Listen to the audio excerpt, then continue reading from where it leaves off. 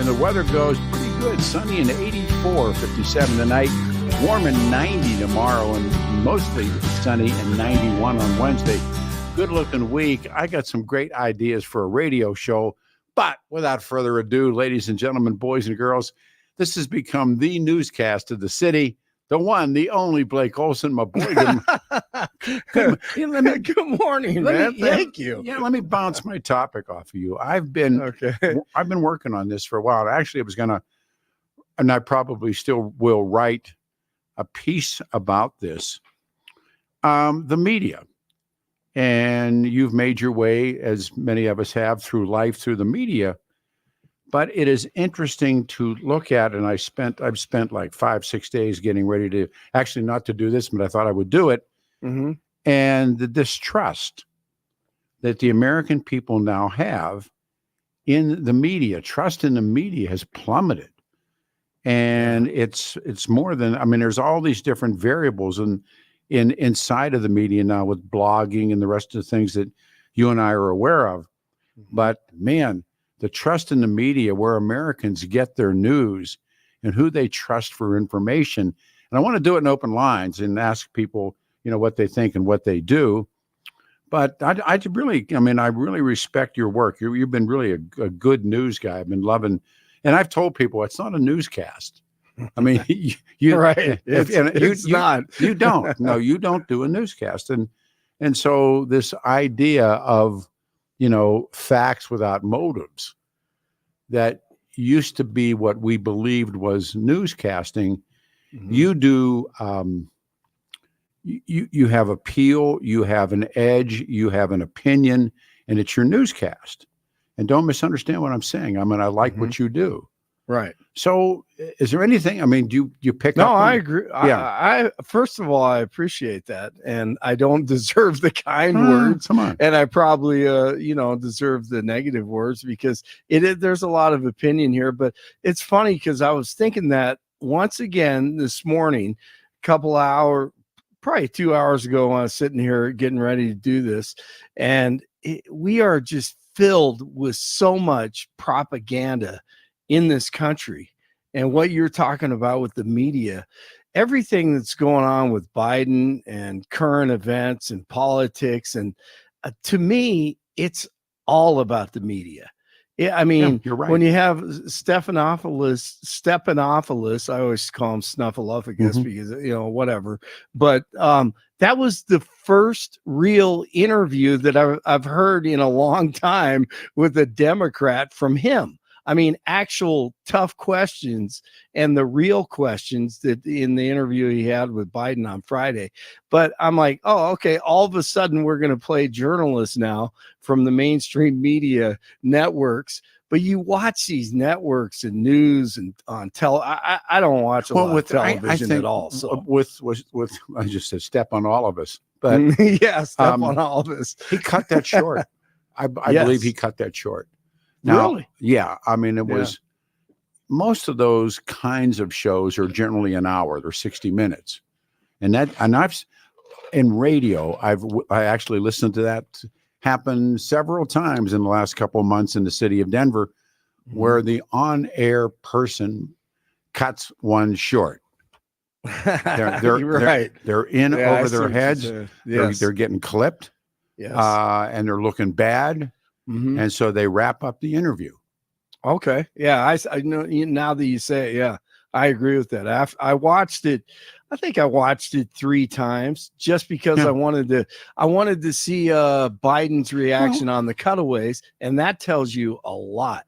But, somebody gave somebody the thumb under the chin or whatever. We gave that was the sign we gave to as kids was. Oh yeah, exactly. Wrap it up, but or the slashing of the neck. But it's more than that. I mean, this is ongoing now for, decades. Mm-hmm. And you're right. So here you are. You're in the business, and where do you? And by the way, I wrote a word down on my worksheet last night. Mm-hmm. Gaming the media. And I think the media gets gamed, and I think the media then wants gamed. Mm-hmm. The greatest section or sector of that gaming takes place in sports. Yeah. Yeah, you're right. I think a lot of it does. It happens in all levels of sports, and then it carries Absolutely. over into news. And what I love, I don't even know, you actually taught me this, the shoot and the work. I didn't know what that was. I'm not a wrestling guy. Oh, yeah. I mean, I love high school wrestling and college wrestling, but on the WWE thing, I don't know anything about that stuff. But you taught me that listening to you, and it's true in life, in politics, absolutely. and everything. Absolutely. Everything. Everything. Now I look at everything as a shoot and a work, thanks to you. No, when I had a foot in the business, there were guys that believed that everything was a work. Wow. Everything was a work. Wow. That what we're watching now with Joe Biden is a work. Yes. And you know what? I believe that. Yeah. But I don't. I mean, I have a whole week to work for these guys, and so I have a whole week we can talk about Joe and what's taking place. But this is a topic I've really wanted to do for a long, long time. Here's a loaded question, which media person? I wrote this down last night. Which media person do you mistrust the most? Oh, wow. Yeah. Wow, that is a great one. Locally and or nationally. I don't watch local news. I haven't watched it for 25 years because I just, I was in the middle of it and I'm like, what? I know. I just don't. Nationally, anyone that is on ABC or CBS and NBC, the nightly news, I don't even know their names anymore. But it's such teleprompter, garbage stuff. The best thing is the editing. I mean, there are great editors who edit the video, and people take that for granted. But from the audio to the lighting to how you produce and package everything, and it's just so almost, seamlessly perfect. It is like a lot of it is propaganda, if not most of it. Well, so I would say anyone on national news, Peter, I couldn't even tell you who is on the networks, and anyone on CNN. A lot of Fox is garbage, as we know. It isn't the Fox that they've paid off. I mean, they've had when it was what it was. Now they've ended up paying some $800 million. For doing what they did. But how about you? Who do I trust? Who do you trust? Who do you distrust? I find Jefferson, who I always go back to, there's an answer there somewhere. Jefferson schools us that, and remember, they're living in a time of newspapers were called broadsheets. They were living in that time. They weren't living with radio and television and the internet, and they were living with broadsheets and town hall meetings. And Jefferson schools you and I that it is up to us. If you expect them to do it for you, then you got a problem. But rather, it's up to you. And they lived in a, somewhat cloistered world that they had to live with. But and it took time. Yeah, they didn't know things right away. Up to and including, as people pointed out, the Battle of New Orleans should have never been fought because the war was over, but no one knew it. No, but no one, people didn't know. Great point. Yeah, nobody didn't know it. So, but I think the media has become more and more and more and more and more. Your point was so well taken. So, where do people get their news, and how much do they trust a variety of news organizations and news anchors? And there's polling data that shows Americans distrust prominent news sources. There are very few organizations that are trusted by more than a very small portion of us. And this was, of course, an obvious giveaway. Now this is almost like a punchline. The most trusted cable news outlet is, drum roll, the Weather Channel. The Weather Channel. Of course it is. That makes sense. Of course it is. And then then Brother Man hits downhill from there. That's awesome. Oh. I love it. No, and you bring up Yeah. sports. I mean, nobody watches ESPN anymore, really. They I mean, become generally yeah, speaking, because they don't trust them. yeah. And it's not just everyone says, "Oh, well, it's your smartphone. You No, can get it when." No, it's you don't watch Sports Center anymore because you don't trust them. Oh, it's I mean, for the most part. Yeah, it got woke. It woke up. Yeah, no doubt. Yeah, and Absolutely. but even like hometown media. Listen, there are some prominent sports teams in the city of Denver that I happen to know a little bit too much about, and you get homered. Oh, that the whole thing is homered. Everywhere I worked was a Homer station. It didn't matter. I mean, we're lots of Explain Homer. Explain I used Homer. to. Well, okay. So if I worked for Cronky or I worked for the Nuggets and Avalanche and Rapids, the soccer team, whatever. Look, I'm not going to say anything negative about them. I mean, generally speaking, we may say something about a play or maybe in here to win the game, but actual critical journalism, quote unquote. That's why I always laugh when people say sports journalists, because most sports writers or journalists, they aren't quote unquote journalists. They're propagandizing or marketing a team or a league or a conference. And when I was at the I call it the Upside Down Channel 6. So you can use your mind there. I don't like using that their station call letters or the name, but whatever. I mean, they have a contract with the Broncos, and I mean, you're not going to say anything bad about the Broncos. You're not going to be critical of the Broncos. No.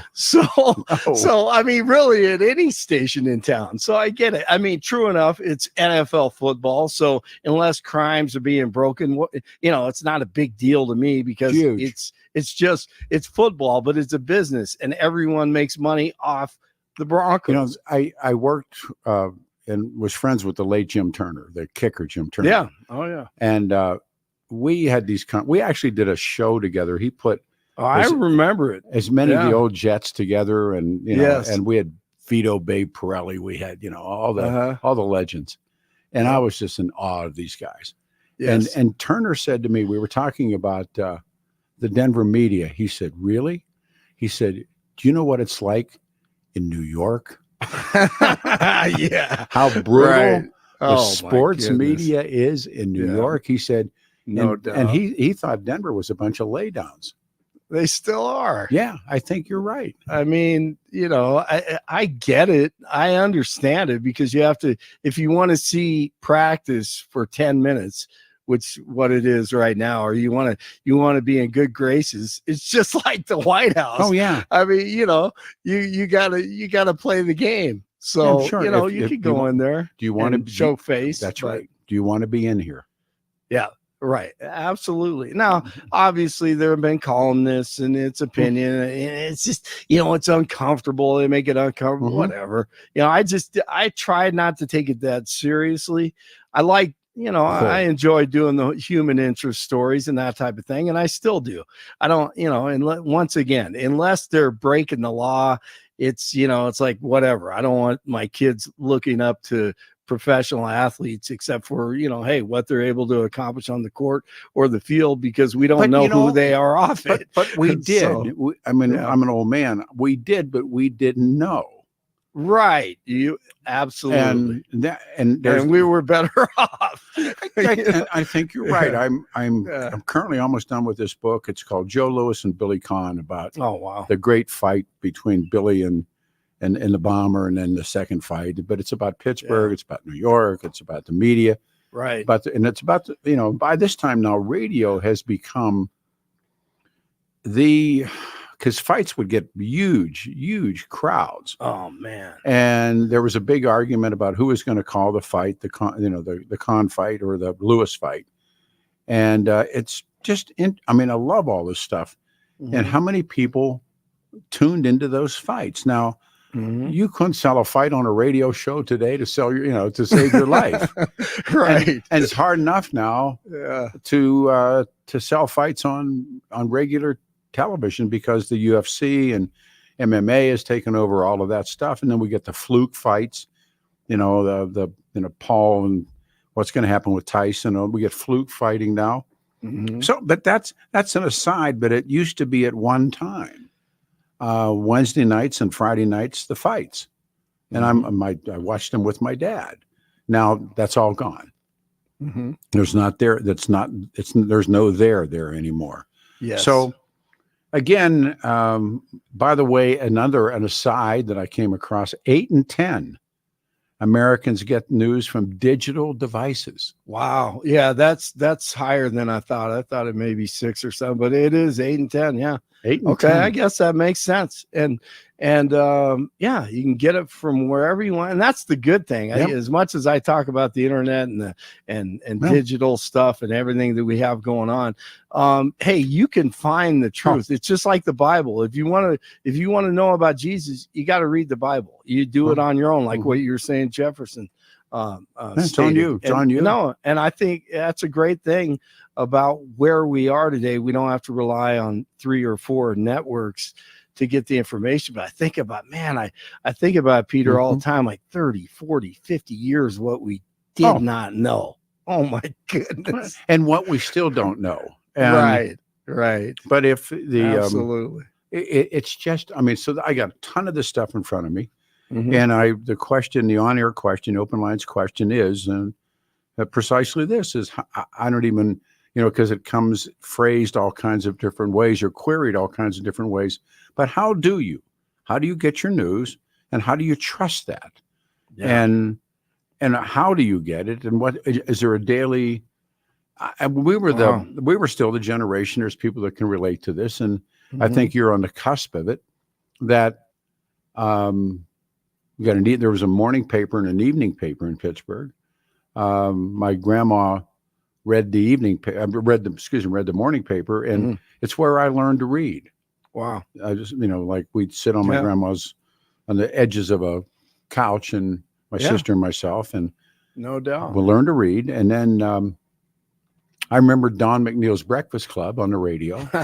That's serious. That's awesome. And then, then the serials, the Ranger and Sure. Challenge of the Yukon. Remember all of that stuff. All the sound effects. Yeah. I mean, later, my mentor, Bob Lee, was actually working on those shows. And then I remember baseball. It was Rosie Rosewell before it was Bob Prince, and, and all that kind of stuff. Those are memories. Yeah. And then television news. Man. And now look at 24/7. It's just pumping at you all the time. Yeah. And radio is so much different. See, it's funny because I'm so old, I remember all that, but then I'm young enough to know I can't. It's hard for me. It would be difficult for me to sit through television stuff now because of the advertising and not being, now you could just click and play and rewind and forward and do whatever you want to do. Put it on pause. Now, I mean, if you think about the way we used to listen, just like we're listening now on radio, which is still alive, because when you drive to work, it's great, listening to the radio, but just sitting through a TV program and waiting for the commercials. I mean, can you imagine? We used to do that actually, Sure. and I still do at times. Sure. But your program now, we're like, man, I don't need to watch this advertisement. I'll go you one better. All right. I've said this before. You and we go to Schenectady, New York, and get out of the car, and we rent a hotel room. And you give me a radio, and you give me a week to listen, and something to write with, and I'll bet you, by just listening to what we call the spot load, the commercials, I bet I can tell you the number 1, number 2, number 3, number 4 stations in the market. That's awesome. Just by I love the fact that you said that. Just by the spot load. I mean, I don't have to listen to the on air. Yeah. I just have to listen to how many commercial advertisers are there? Yep. And is the on-air geek, is he selling lives? No, that's right. That's all the stuff and that was the stuff that Alan Berg invented. Berg invented selling live. When we read lives, but we never got a hunk of the action. And then when people started getting a hunk of the action. So that was Alan. But all that kind of stuff. So I'm going to try and wrap that up into a radio show today. And I love it. and That'll by the be way, a great show. When you come back next hour, Mhm. which media person do you miss? Okay, I'll think mistrust? about it. Got to I'll give me think some about it. time. I'll think about it. I got to look up their names. Anyhow, and gaming the media. Blake's Yeah. got the news. I'm All right. Peter Boyles in for the fellas. Blake, it's all yours. I love it. Thanks, Peter. 52 and sunny in Denver, expecting highs in the low 80s today. The 7-10 5-day forecast coming up. Our top story. A 14-year-old girl is dead following a shooting at Highland Hollows Park in Aurora. Shots were fired Saturday after a fight broke out during a party. 2 other teenage girls were also wounded and both taken to the hospital. No word on any suspects or arrests. And Aurora community is remembering the victim of a shooting last week. 2 unidentified suspects went inside the apartment of the Willis family on July 4th and shot 2 victims before fleeing, killing Fred Willis. We called him Junior. Our idea just to show what kind of a good guy he was. Very helpful to all of us. So this really hurt the community. Lucy Dominguez is a family friend. The other victim is recovering at a local hospital. The investigation continues. 1 person in custody and 2 others injured after a shooting in Lodo Sunday. Police arrested a suspect near Blake Street after the shooting occurred, but haven't said what charges they may be facing. 2 victims were taken to a hospital in stable condition. Mr. Biden is not the same today as he was even when he took office 3.5 years ago. Similar reporting in the Washington Post and the Wall Street Journal. Are you the same man today that you were when you took office 3.5 years ago? In terms of successes, yes. I also was the guy who put together a peace plan for the Middle East that may be coming to fruition. I was also the guy that expanded NATO. I was also the guy that grew the economy. I'm the type of guy that shows up on Despite Snuffleupagus basically urging President Biden to drop out during his interview on Friday, Biden continued to embarrass himself Sunday in Philadelphia. He does this a lot. He says running in 2020, not 2024. I'll beat Donald Trump. I will beat him again in 2020. All right, so Jerry Nadler is among the high-ranking Democrats who are reportedly asking President Biden to step aside. Multiple reports say Nadler is among several Democrats, including Congressman Joe Morelli of New York, who told House Minority Leader Hakeem Jeffries they were asking Biden to step down from the presidential race. Nadler is the ranking member of the House Judiciary Committee. Biden has said he plans to stay in the race and is defying calls for him to step aside. Jacqueline Carl, NBC News Radio, New York. And the drama will continue today and in the weeks to come. Of course, a deck with 50 people on it collapsed during a children's birthday party in Evergreen on Saturday. It happened at a home off of Armadillo Trail, and 3 children were taken to a hospital to be treated for minor injuries. Several other people had minor bumps and bruises, but nobody was seriously hurt. Hurricane Beryl is making landfall about 90 miles southwest of Houston. The Category 1 storm is bringing heavy rains and winds to the Texas coast. The National Hurricane Center puts the storm's maximum sustained winds at 80 miles per hour. More than 90,000 customers are without power. News brought to you by Lair Fireplace and Patio, Denver's premier source for everything fireplace, patio, and grills. Locally owned and operated since 1954. Online at lairfireplacepatio.com. And the Royals defeat the Rockies soundly at Coors Field, a final score of 10-1. All right, Chris Bubich finishes it out. Rocks at Cincy today at 5-10, 3 straight before losing to the Royals last night. Third baseman Ryan McMahon selected to the All-Star team. All right, Pete continues in for Jeff and Bill. Blake Olson, News Talk 710 KNUS. Here's your 7-10 5-day forecast. The week will start off with comfortable temperatures, but as we go on through the week, it gets hotter. Low to mid 80s and sunny today, 85 to 90 tomorrow. Near 90 on Wednesday with lows tonight and tomorrow night, 50s and lower 60s. Hot with middle to upper 90s and near 100 by Thursday and Friday. Weather sponsored by Branch Planning. Some income annuities are paying 25 to 45% more than last year. Get a free retirement review by calling Branch Planning today at 720-651-9800. Find out more at branchplanning.com. I'm meteorologist Don Day in the 710 KNUS Weather Center.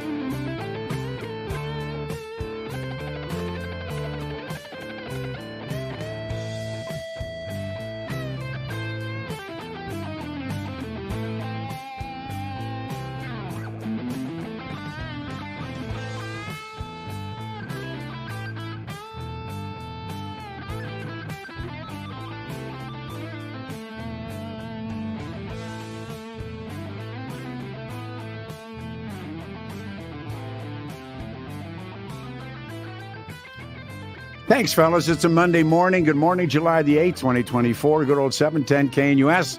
Monday, 84 will be the high today. 57 tonight, 90 on Tuesday, 91 on Wednesday. Lines are already loading up. 303-696-1971. The topic this morning, and of course it's open line, so anything goes, is the media. And I'm getting a lot of text messaging I can read, and again, we look at this. Trust in the media has fallen so far. Trust in the media has plummeted further than even another 50% from the year 2018. More than 8 in 10 of us get our news from digital services. And we talk about media personalities and why, and how much now is in the media, is in the press. Marcus, your first man out of the box. Good morning and thank you. Yeah, Peter, I don't even watch the news anymore. And I did that probably about 7 years. But I will watch Meet the Press on Sunday. That's about it. But most of the news I get, I can get from talk radio. I like to hear about people around me, what they think. And other than that, I use internet, MSN, Google, and Yahoo and podcasts because I can see a real story. Not within like 2 minutes. In some ways, you're doing what Jefferson tells us to do, and that's to go to as many sources as you can. But then again, there are sources. For instance, do you think or do you consider podcasting news? No, I don't. It's more for entertainment. All right, here's one, loaded one. Yeah. Do you call talk radio news?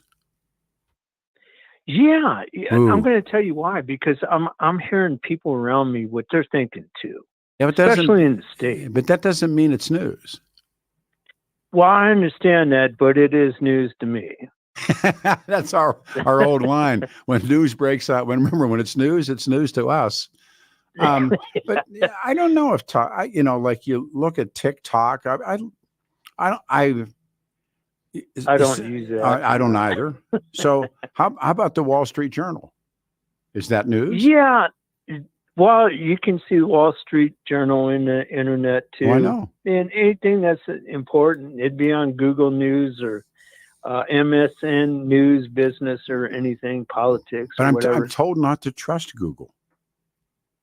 Well, but Google sometimes that's your own.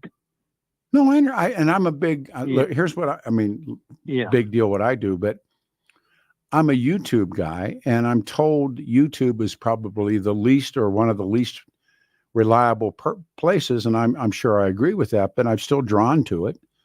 I use YouTube. I like it. I love it. New York Times, the Gray Lady. Yeah. Well, but that's a big lib newspaper. And when they came out, by the way, when they came out and told Joe it was time to go, that was huge.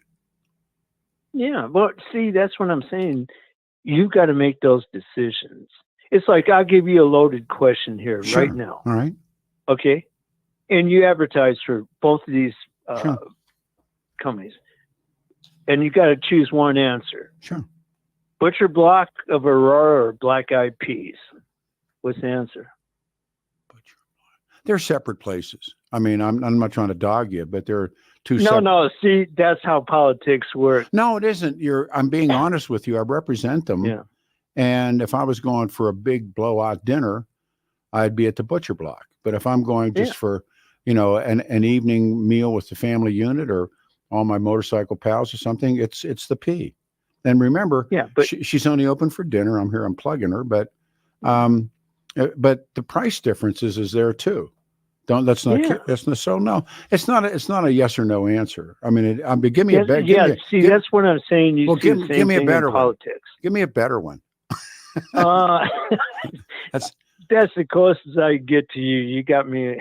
You're a lot smarter than me. No, I'm not smarter than you. Just give me a better question. It's like, I don't mind that stuff at all. What I think is interesting right now, and I was telling Kelly Michaels before the show started, we are in a business now, particularly conservative talk radio, that just screams to the government, hands off, hands off, hands off. Now we're constantly running this commercial, help us save AM radio.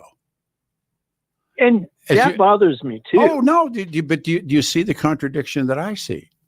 Yeah. I mean, we go through all of their conservative on-airs who scream government out of my life, except when it comes to AM radio. Oh, please save us AM radio. Who are they asking to save AM radio? The government. That's it. To me, it's like FCCA. Yeah. I just went, oh, come on. Have you no shame? And if there is such a thing as sort of like social Darwinism, if there used to be in America or in the world for that matter, probably 500 buggy whip factories. How many buggy whip factories do you think are left? One or two that go to stock shows and sell handmade buggy whips because automobiles replaced buggy whips. That's the truth. And so help me save AM radio. And I've made a wonderful life from AM radio, but I find a contradiction right now. So are you going to save it? I'll save it, but it makes no sense. But why does the government? It's government regulated? Yeah, but why does? Well, no, it's probably less regulated. But why does the government have to save AM radio? I don't understand. Well, because there's all these different things that I read. I don't know how true they all are. But once again, here we are. I read it. That doesn't mean it's true. What was the great line? Believe nothing of what you hear and only half of what you read. So that's true. Oh, it's very true.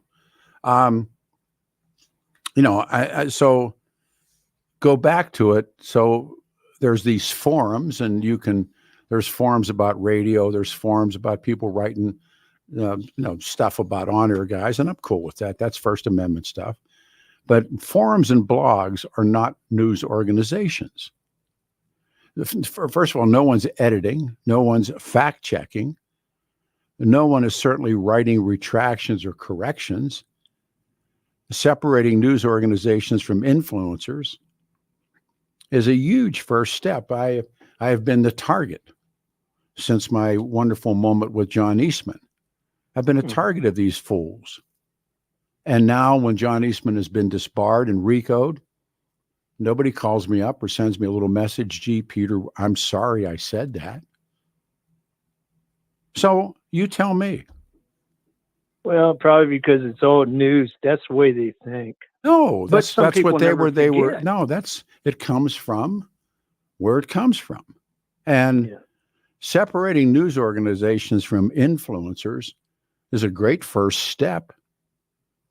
But within news organizations, and there's separate reporters, there's separate anchors. And after all, you have people with opinions. And I think opinions are like another part of your body. You know, everybody's got one. True. It'd be like Fox News and is it CNN? I don't watch it. Yeah. But yeah. But Fox paid. Remember that. Fox paid. Yeah. And they're going to pay again. They paid to definitely. Dominion. They're going to pay to Smartmatic. No. And the Reaper comes closer. But you got it. I mean, you can hear this. You can hear the steps now. But remember, forums and blogs, and in many ways, new talk radio they're not news organizations, and no one is editing or fact checking, and no one is writing retractions or corrections. But that's okay. I like the Wild West aspect of it, but but Marcus, it's not the news. Well, I listen to news that's coming off of your radio. Sure, station. and he's not a newscast, and I believe it. Blake's like a brother, but if you think for one moment Blake Colson's doing a newscast, I got a bridge, you know, and I love him. When he's on with Billy and he's doing the show with Jeff, I just love him. He's like my boy, you know. Blake's cool. Oh, he's way cool. He's a good man, but yeah, that's an opinion newscast. And please, I'm not throwing rocks at it. I really like it. Yeah. But let's not jerk ourselves around about this. You get it. Like I said, when the wheels came off the good Professor Eastman, not one phone call was ever made. Hey, man, I'm sorry. Wow. Yeah, thanks. Yeah. Take care of yourself. Thanks, man. Take care, Peter. All right, you too. A good opening call. 303-696-1971.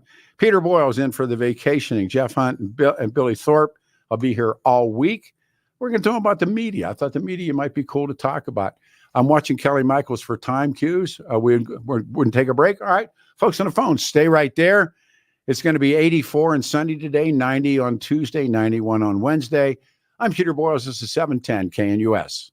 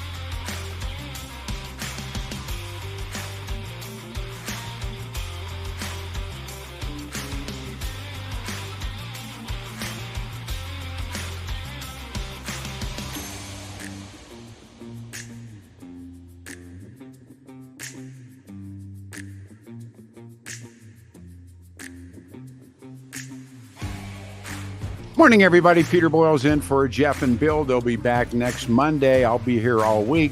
Monday morning, 7:10 KNUS Weather Center weather beauty, 84 the high, 57 tonight, 90 Tuesday, 91 on Wednesday. We're talking about the media and the trust in the media and how you get your news. I go to Dean on line 1. Hey, Dean, thanks, man. You're on the show. Good morning, Pete. Good to hear brother. you again. Thank you, brother. I don't know if you remember me, but I called you occasionally on things like cowboy and I do. like cars and rock and roll. I do. Anyway, great to hear your voice, and I have some common things with you. I have a grandson that plays sports, so I don't get to listen to you very often on Saturdays. I get that. But again, I picked you up this Saturday and heard you're going to be on this week, so I just wanted to touch base. Well, you're very kind. Thank you. Yeah. I left you a magazine at your at the radio station right before you retired. By the way, I retired the same day you did. And anyway, look at both of us. I'm giggling. Look what got me. Yeah. You know what? I haven't cut my hair since then. That's the only thing I've really done. That's kind of different. But anyway, I left you a Cowboy magazine. I don't know if you got it or you remember it. I did. I can't tell you because I don't recall. Me and Joe Biden. It was an article. Me and Joe Biden. Yeah, go ahead. I'm sorry. That's okay. That's good. Yeah, putting Joe Biden in that one. It was about a guy that had a ranch and this TV show wanted to do a TV show on him, or a station wanted to do a TV show on him. And anyway, he was looking at it and they said, well, the only thing is we want you to, can't have cattle, so we want you to raise sheep. And we want you to, the story wanted to be 2 gay guys that have this ranch, and it has a woman ranch manager. And again, I just thought everything's got to be political. They got to just make this politically correct. Yes. And that's kind of the same thing with Joe and Harris.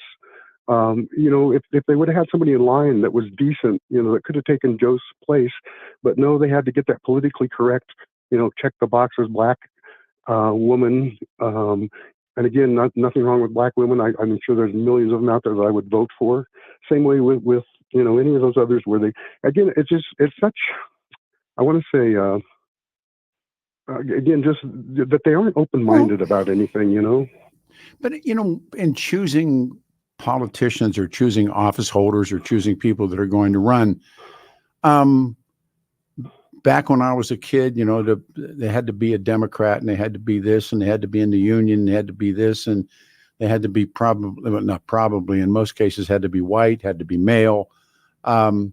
That the ongoing, profile, if that's the right word, or demo for the right person. And if you look back historically, you can't find anybody with the first exception was Barack Obama. Other than that, it was by and large all white guys and one Catholic, Jack Kennedy. So, yeah. I mean, we looked for a kind of person. And now when this all blows up and you can look at this stuff and be critical of it, or you can look at it and say, that's pretty good. We're doing it this way. And I'm kind of in that place where I'm really glad that, many doors have now been knocked open, kicked open, but your point's well taken that why must everything be one way? And the answer is it doesn't have to be.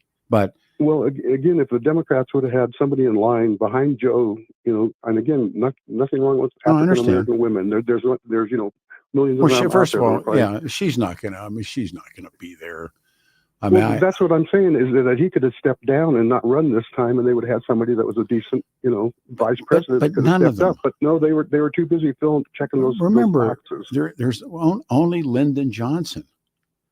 Lyndon Johnson steps down, I think, in March of 1968, and he's gotten beaten. He goes to New Hampshire, and Senator Gene McCarthy, Gene clips him. That scares him. He knows he's on the wrong side. Bobby Kennedy, who in real life is a rat, Bobby Kennedy smells blood in the water and jumps in. When they go to California in a primary, Bobby Kennedy wins, but is assassinated in the basement of the hotel. That leaves the door wide open. Who steps in? The guy who should have initially the vice president, Hubert Humphrey.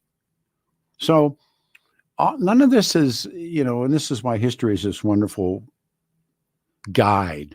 This isn't new. And then where are they going this year for their convention? Same place they went in 68. Dean, they're going to Chicago.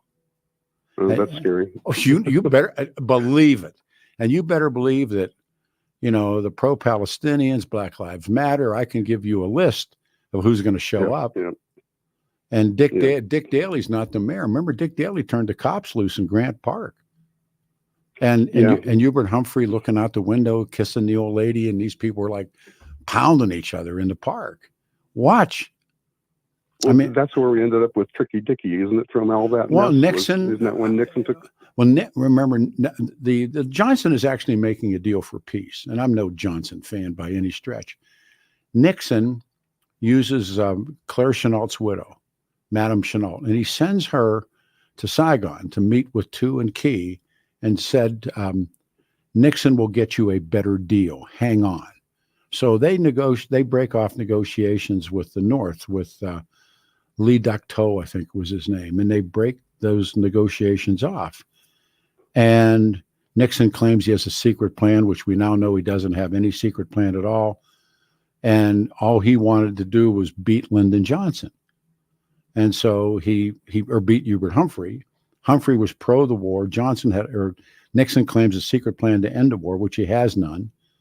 And how many more thousands of young men die, and how many more Asian people die, and for Richard Nixon's need to win and his lies. Yeah.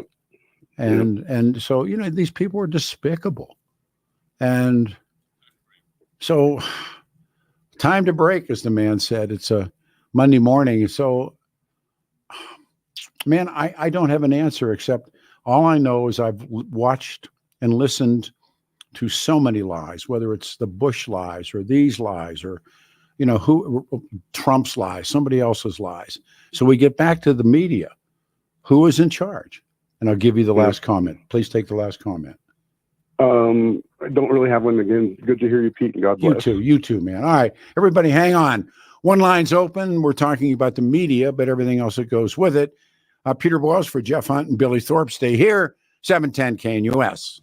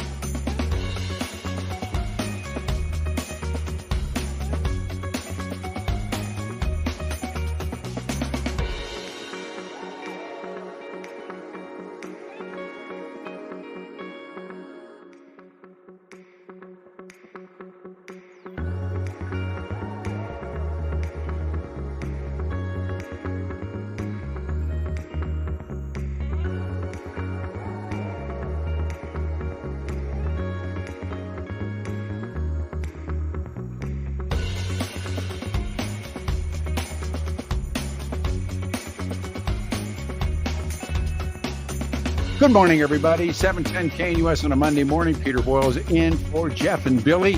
84 the high, 90 on Tuesday, Wednesday, 91. I'm here all week. We're talking about the media this morning and trust issues. 303-696-1971. We go to line 3. We go to Brian. Hey, Brian, thanks, man. You're on the show. Hey, Pete, it's like old times listening to you You're on kind. the weekday. Thanks, man. And you hung up on me, but just kidding. No. You were on hold. Kidding. Yeah, what happened? I don't know. I'm joking, Pete. I love you, man. No, go. But, what I want to tell you is the media, it's dead. And, I'm a political science major 30 years ago, and I read a lot. I forced to, and now I read just for fun. But history's what I read now. You got me on that kick, but the media's dead. I mean, I don't know what to say. You've got, no matter whatever you want to may hear, I do this? May I do this? Find the source. This is a new format to me. I'm being told to pause. I want you to stay because I love the theme. How's your time? Do you want us to call you back, or can you just go on hold and have a cup of Joe and come back in about 10 minutes, or whatever time that takes? I want to talk about that. Sure. All right, hang on. Would you put them on hold? Hang on. Put them on hold. Put them on hold. All right. As we continue this morning, by the way, I've dogged my own question. Which media person do you mistrust the most? And how does your day work with the media? And I love that. The media is dead. 710 KNUS, I'm Peter Boyles. Hang on. In for Jeff Hunt, Billy Thorpe, you stay here. Want to take your favorite radio station wherever you go? Now, there's an app for that. No matter where you are, stream your favorite shows. Tap the app to listen to podcasts, text message your favorite local hosts, call the show, get the latest headlines, and enter contests to win prizes. All in the palm of your hand. Available now for iOS and Android devices in the App Store or Google Play. And best of all, it's free. Download today.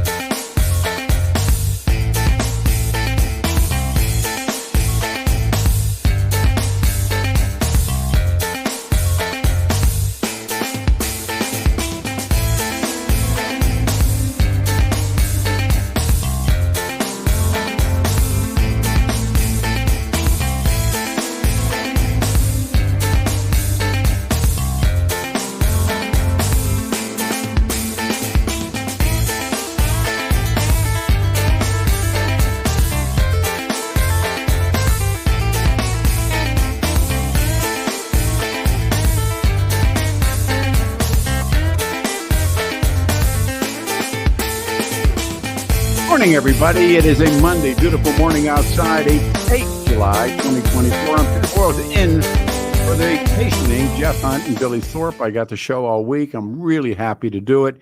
It's been a good show this morning so far. We're talking about the media. Phone number 303-696-1971. 84 for a Monday, 90 Tuesday, Wednesday, 91.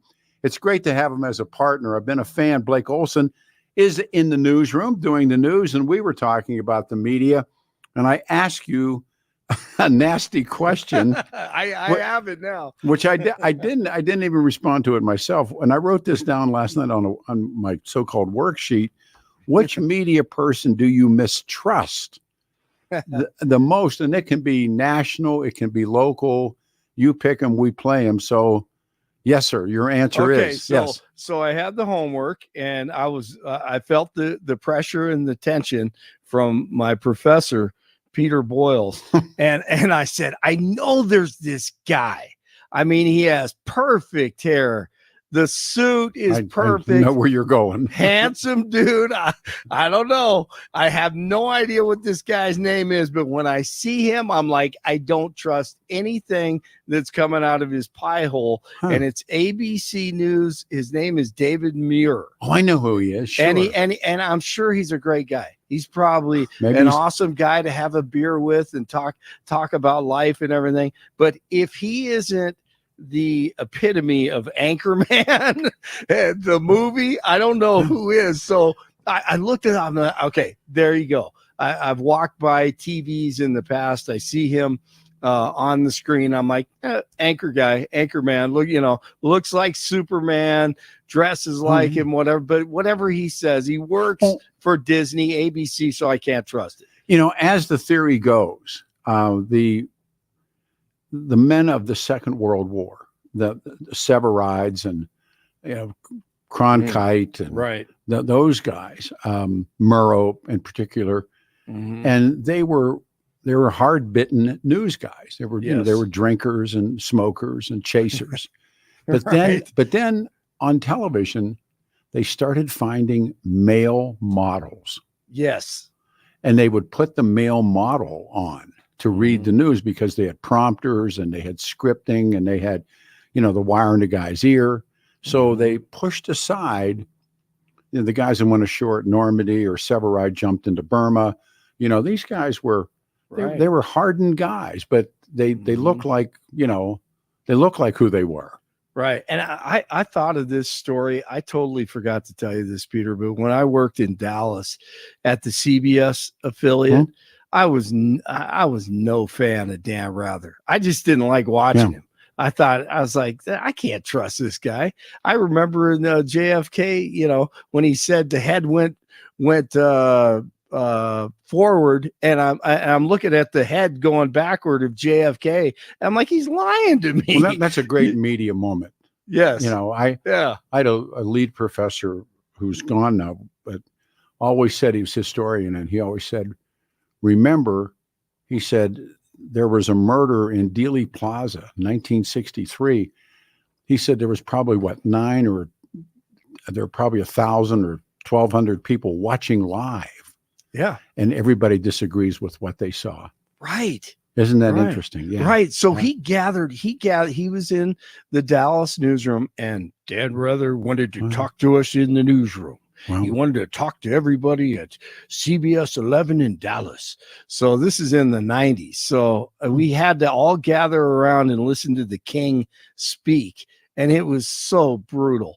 I'm standing there for an hour and I'm like, God, I want to ask him, the old legends shot JFK? The old legends. I wonder, Walter Cronkite was the one who said, in essence, Walter Cronkite, who announced to America that Jack Kennedy was dead, and that famous, he takes his glasses off and he's in tears. And you wonder what a guy like Cronkite would think, or, all of this is now gone. These people have all, they've all gone from us now, and history passes by. So that's your answer. That's my answer. And I have my top 5 podcasts, so I can give you. We'll do it next time. We'll do it next time. But remember, and forums and blogs are not news organizations. True. And I also consider blogs as untrustworthy.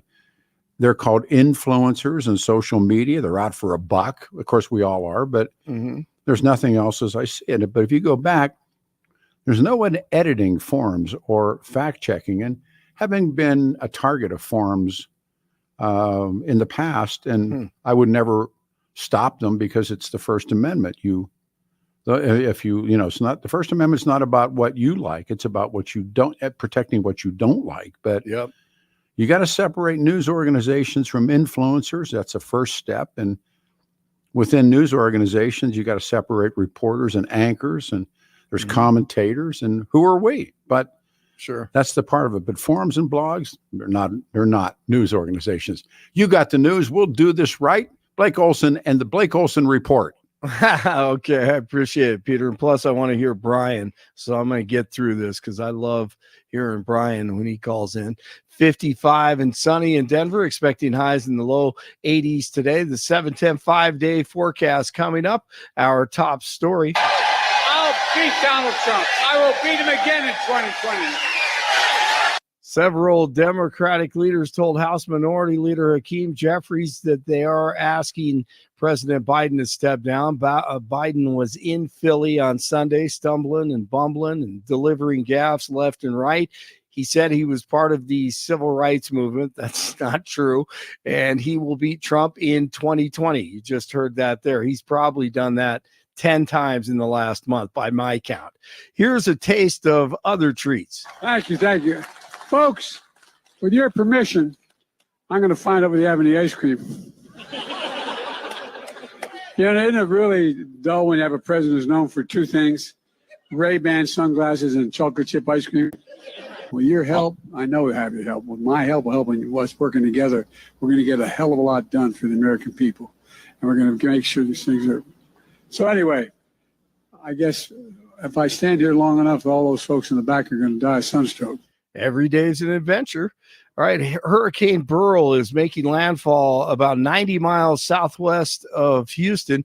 Category 1 storm is bringing heavy rains and winds to the Texas coast. The National Hurricane Center puts the storm's maximum sustained winds at 80 miles per hour. More than 90,000 customers are without power. A 14-year-old girl is dead following a shooting at Highland Hollows Park in Aurora. Shots were fired Saturday after a fight broke out during a party. 2 other teenage girls were also wounded and both taken to the hospital. No word on any suspects or arrests. 1 person is dead after a Sunday morning house fire in Denver. Fire officials say the blaze happened at a home near West 6th and Utica, and the firefighters saw smoke pouring out of the house when they arrived. They pulled the victim out of the home, but they were pronounced dead at the scene. Investigators are now looking into the cause of the fire. 3 people suffered minor injuries Saturday night when things went wrong during a fireworks show at a Steamboat Lake State Park event. It happened when a nearby stash of fireworks ignited unexpectedly shortly after the show began. The explosions blew apart racks and equipment, and the 3 technicians who were hurt were treated and released at the scene, thankfully.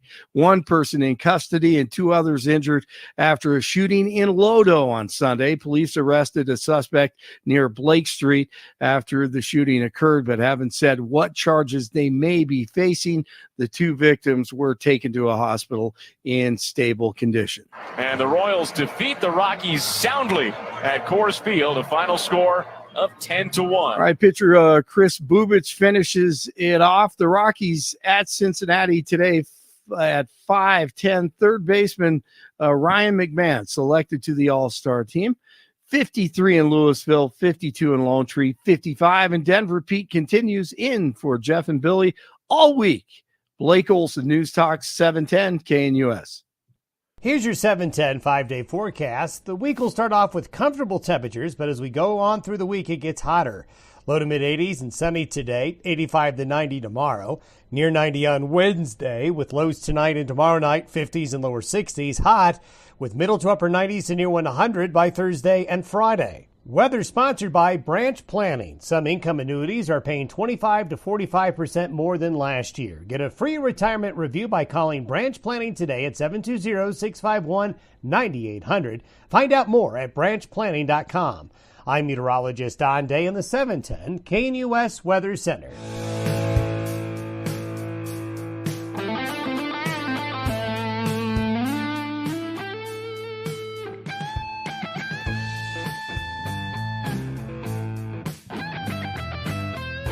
Thanks, boys. Good morning, everyone. It's a Monday morning, 8th morning of July, 2024. I'm Peter Boyles. This is the morning show, 710 KNUS.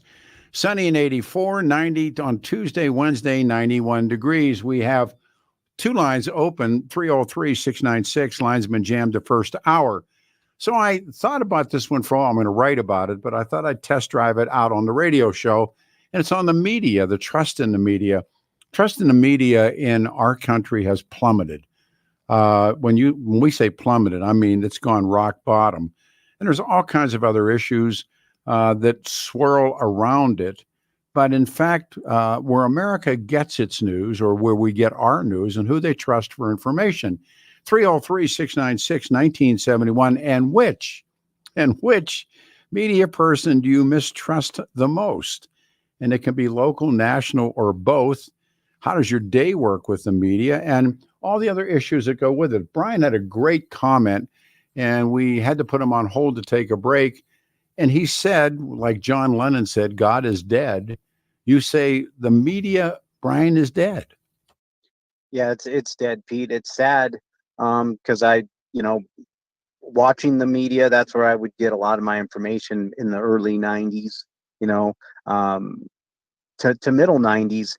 But I think ever since the Bush-Gore election, the media just tanked, and it's been going down ever since. Tell me why. Kyle Clark will be the one I don't trust locally. Come back to why Bush-Gore. Because how that election went down, the media totally pulled. It went down. Oh, Bush didn't win. Bush didn't win. Bush didn't win. It was all skewed in one way, and I don't know if he won or not. I don't know. Have you ever spent any time reading that about the Bush-Gore in Florida? It's fascinating material. In fact, Gore probably did, and I'm saying probably did, but Poppy Bush's Supreme Court, to all most intents and purposes, gave that to W. Now, it's all debatable, as you point out, but there's some pretty clear, pretty interesting evidence about that outcome. And we talk about close outcomes. I don't think it ever got closer than that. You're right. And I don't know, the integral details, but my point was that it just showed the media whose side they were on. They couldn't play that fair to save it. And then even the Kerry election, they couldn't play that fair either. So that showed me here we are with a very biased media. And that goes all the way back to 2000 and 2004. When did it? And I could tell. If what you say is true, when did it start and why? Well, I think owning the media is a big part of the left's plan of changing the country. And I think their first thing is get into the schools. They own the universities, and they get younger now with all this woke stuff, and get into the schools, indoctrinate there. But you're going way off of the beam of the trust in the media, where America's. What do you? Let me just shoot to you. Where do you, Brian, get your info every day? How's it start? The internet, and I was just saying it's so hard because I used to watch the mainstream media, then I ditched that years ago. And then you had cable came out, and then you had these alternative Fox, CNN. Those both I don't trust anymore. And then then there was like Politico would come out, and Axios. I just read an article yesterday in the internet on Axios, and every source cited was unnamed. But here sources say people close to this person. Sure. You used to be able to have one of those in your article with 4 other cited people. Now they can write a whole article with sources say, that's why, or people close to the campaign. But Brian, that's it. That's the point I'm trying to make is most when YouTube shows up or TikTok shows up, and I spent a couple of days trying to pull this show together, but when you see outfits like that, and then realizing that I hear a lot about forums and blogs. Those, as I'm sure you're aware of, are not news organizations. There's no editing. There's no fact checking. No one is certainly writing retractions or corrections. And so you have to separate. I think you separate. You're talking about influencers, and so am I. But within news organizations, then you separate reporters and you separate anchors. And Fox News, although someone sent me a bizarre email, Fox News paid off. They paid $787.5 million. And Murdoch knew that if they'd gone into that courtroom, it'd cost him $1 billion. And so people are getting caught right now and getting caught big, telling lies. And so blogs are... Well, except for the left, Pete, because CNN lied about the Russia collusion thing. Russian collusion is a great place to They lied look. about that, but how come they're not getting sued? How come they're not paying defamation lawsuits? Who did they defame? Donald Trump. Well, and that's a president. I mean, look, defaming a public figure is one thing. Well, look at all the people that went down with that. No, but I'm not defending it. What I'm saying to you is I know how that defamation stuff works probably as well, if not anybody. It's more than anyone, I think, but having been through a couple of them. But again, blogs are untrustworthy. Influencers and social media are, and I'm not saying out for a buck's the wrong thing because it's the right thing, but podcasting, which is a lot. If you look at these breakdowns, Brian, on where people get their information, a tremendous amount of people now get it from pods and blogs. Oh yeah, well, Gen X and millennials are so dumbed down with media that they're going to go. That we're raising a generation of drones. All right. So having said all of those things, if I ask you to trust one organization, who would it be? An organization? One news organization. I apologize. I don't have any. See? I don't have any, Pete. It's a blank. And one thing I'll say, Pete, is back in the day, there was Hannity and Combs. Yeah. I think that was so close to the line, which was great because you got both sides, and they both were on a side. But you got both views, and you could sit there and say, okay, this is the view from the left, this is the view from the right. And they argued, but I thought that was closer to truth than anything that we have now. That was a knockoff show from Braden and Buchanan, Pat Buchanan and a guy, and they did a 2-person radio show in D.C. And over time, I've gotten to know Pat. I love Pat Buchanan, but and one of the great storytellers, and and he made his bones. And he's not a handsome man, but they did a show like that. Other people have done shows like that. But Hannity, we'll see about all of this stuff. But your trust in the media is on a 1 to 10? It's at a 0 because you don't know what to get. And I'll tell you, Pete, locally, Kyle Clark's a liar. And nationally, it could be Jake Tapper. It could be Stephanopoulos. You just name any one of those. It's because they all lied to our faces during the Russia collusion. Fox lied to our faces with the voting machines. They all sat there and lied to our faces in the last 5 years, and now we sit here and go, those are the organizations that are thriving. But Fox is back on top. You take care of yourself. I appreciate it. All right. Thank you. All right. Thanks, Pete. We go to Jim. Jim, you're on the radio show. It's a Monday. I'm Peter Boyles in for the fellas. Thanks and good morning. Good morning, Peter. It's great hearing you in the morning. Well, thank you. Just getting to, I'm in my 60s, and I'm just going to say, I can't think of it's been over a year since I've watched news, and if not longer. I just don't miss it at all because I think what your prior callers mentioned is such the bias. Where I get my news, actually, it's a podcast, actually.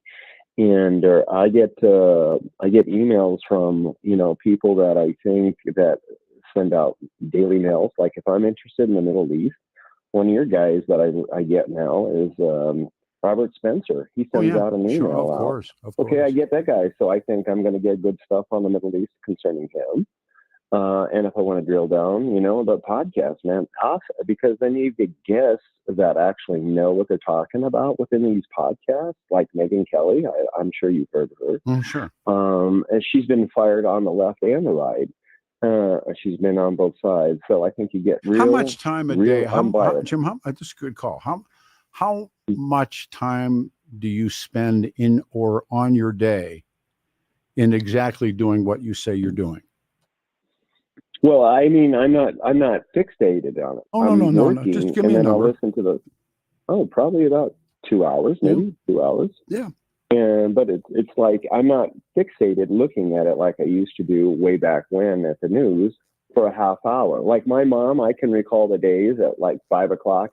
That news would be on. You bet. And that would be her schedule from 5 to 5:30.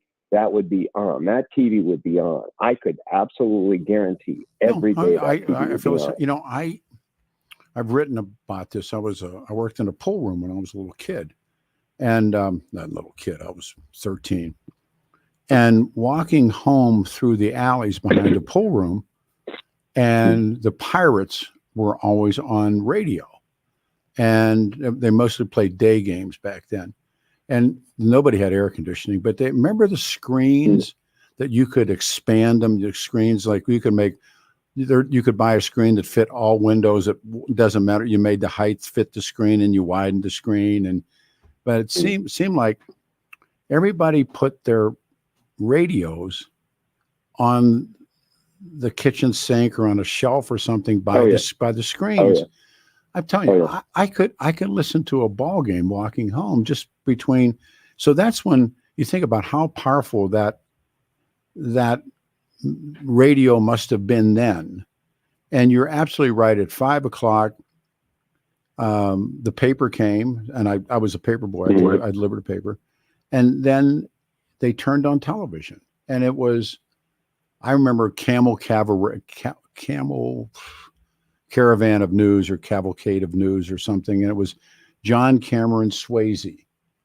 And he got to smoke a cigarette while he was doing the news. And it was like a 20-minute cast or a 15-minute cast. And that was it. That was it. Are you old enough to recall that they're remembering news that way?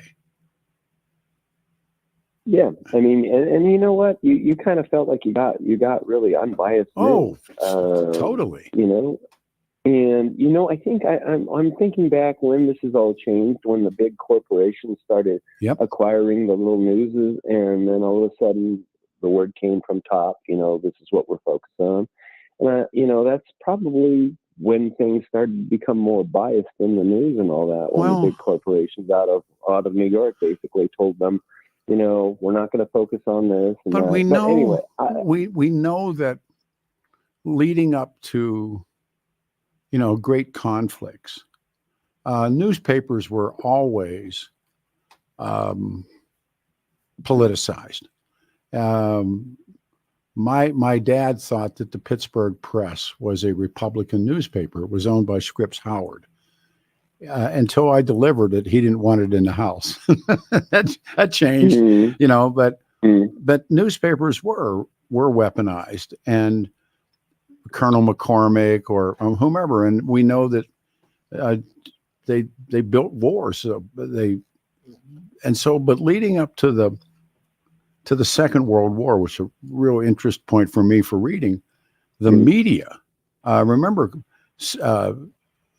They're in this is London, and Murrow's in London as the bombs are falling, and I mean all that kind of stuff, and Hollywood, and they're gearing people up for a war.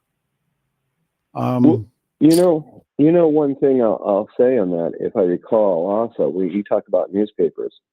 Colorado's a great, Denver's a great, example. We'd have the Denver Post and the Rocky Mountain News. Sure. I loved the Rocky Mountain News. I loved it. I loved the way it formatted. It was like a book format. And I thought it was a much more unbiased. It was a tap. No, it was a yeah. And I could not understand for the life of me how that one went out of business and yet the Denver Post still continued. Dean owned the Post, bought the Rocky. One of them had to go, and you know, I think it was a question of attrition. I've been now since I've written for the Post. I've been up to the plant, and it's amazing. I mean, it isn't like the old newspaper plants that I've had lucky enough to see or go inside, but this is this is new stuff, man. But I, like so many people, I can't see where newspapers are going to continue as we see them, but they will. It's like radio. Radio has been incredibly diminished, and television networks have been diminished. And I have this piece in front of me of statistical variances on trust in media, and America's media is rapidly losing the public's trust to provide straight news. And I hear agreement in your voice. Absolutely. There's I purposely look at a different. If I find someone that I really enjoy, a lot of times, like Robert Spencer's, they'll start putting out information on their own. I'm able to pick that up. If you get enough of those sources, you really tend to get a good bit of information. One of the things you can do with your internet or with your is like I read Al Jazeera. I read it in English. Oh wow! No, you can do it. No, I'm serious. I recommend it. Read Al Jazeera. Read French CNN. Read the other alternative presses of the world, one way or the other, good, bad, or indifferent. Mother Jones. You know what I used to get? What? I used to get RT News. There you go. I don't get it anymore. I read Mother Jones. I mean, I still read. I still read The Worker, and I still read Mother Jones. I think it's important. Very good call. Just in a morning of great calls. We need to do a turnaround. Kelly Michaels has the con. I'm Peter Boyles in for the boys. Jeff and Billy, I get to work all week. And then Saturday, which media person do you mistrust the most? That's been a great one this morning. 84 will be the high, 90. Warm and dry tomorrow, Tuesday and Wednesday. And it's in the 90s again. Kelly's got the con. Here we go, 710 KNUS.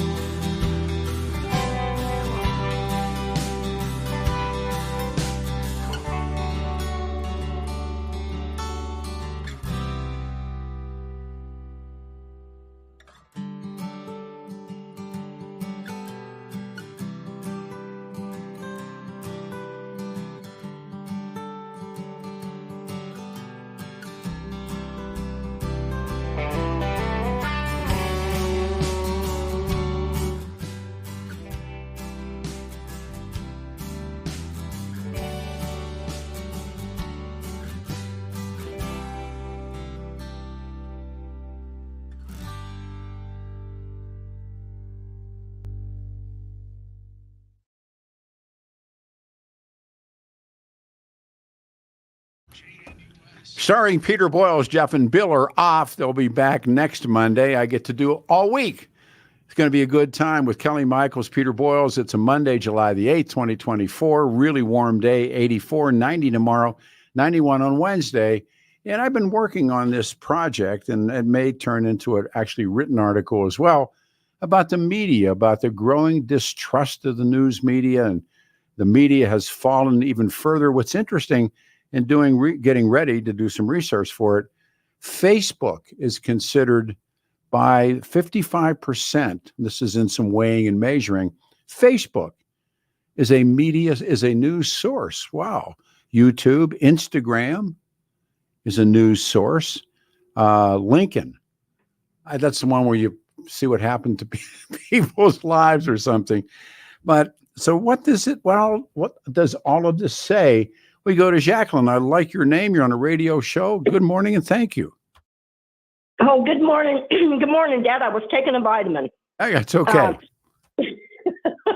Listen, I've been listening, and I listen to 710 KNUS. I have for years. I listened to you years ago on an old boom box I used to have, and I just AM/FM radio couldn't get it in till after 7 or 7:30 in the morning. But I had that for years. I now listen to you on my app on my cell phone. Sure. And how many people listening today are on their cell phone or on the internet, their computers, listening to you? If it's called, and this is another one of my statistics I brought in, more than 8 in 10 Americans get news from digital devices. And that's what you're saying. Yeah, and I think that's true. But, I've been listening this morning, and I want to know, Pete, why now they're throwing Biden under the bus. They've known he's been this way, and they've covered now 5 or 6 years. I hear that.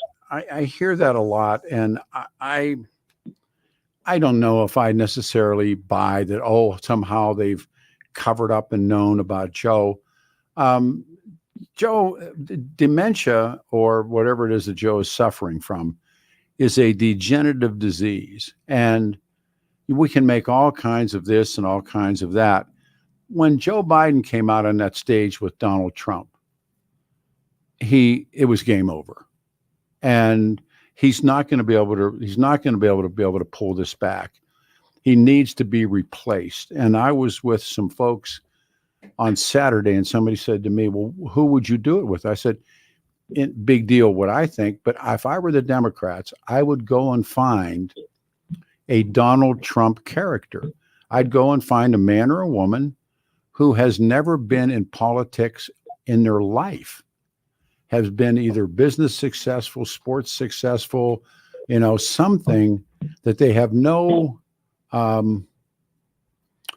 priors, like no political connection. None. You mean. And that's one of the early appeals of Trump. Now, Trump's now a seasoned politico, but I would go totally outside the box, and I don't even know, I'd some business guy or something, and I'd put him in now as quickly as I can, because this is. Go ahead. Yeah, if I had to say what I've watched, it has been completely disgusting on the left, has been that mad cow woman.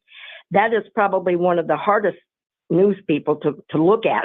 I don't like her at all. But, there's been a lot of speculation that they're going to throw in Big Mike or Michelle and let her. You're talking about Rachel Maddow. You're Rachel Maddow, right? Yeah. Yeah. Rachel Maddow. Okay. But, a lot of people think it'll be Michelle.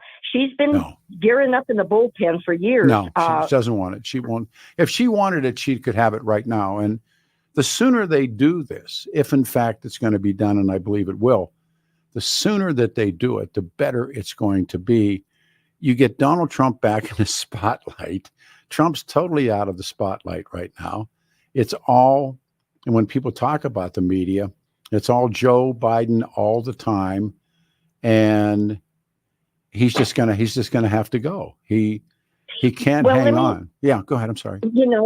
people have known for years, people around the world, especially in this country, if you watched or listened to anything, that Joe Biden wasn't competent. He couldn't come out of the basement. I don't know. People remember what he looked like back then, and it was absolutely awful. And I've talked to you about his degenerative disease, his cognitive ability, which he didn't have 4 or 5 years ago. No, he did not. But why now? They've covered all this time, Pete Coyne, and he can't now. You can't. I mean, you know, it's impossible at this point for they whomever. Could cover for him. They could cover for him as long as they could get away with it. You feel they can't get away with it. Why didn't Fox expose him? I mean, I don't know. Well, see, no, but if again, I got this idiot Eric who continues to say that I don't show any proof. Here, I'll just read this to you. It just gets worse. I distrust you, Peter. I have not heard your proof yet on the radio, Peter, or your proof that Fox News paid Dominion. I didn't see that anywhere. Eric, Fox paid $787.5 million to Dominion, and other people will pay more. Smartmatic is suing Dominion. The fact that you haven't seen it speaks volumes about you, not about this radio show. Jacqueline, I'm sorry, but I'm up to here with that.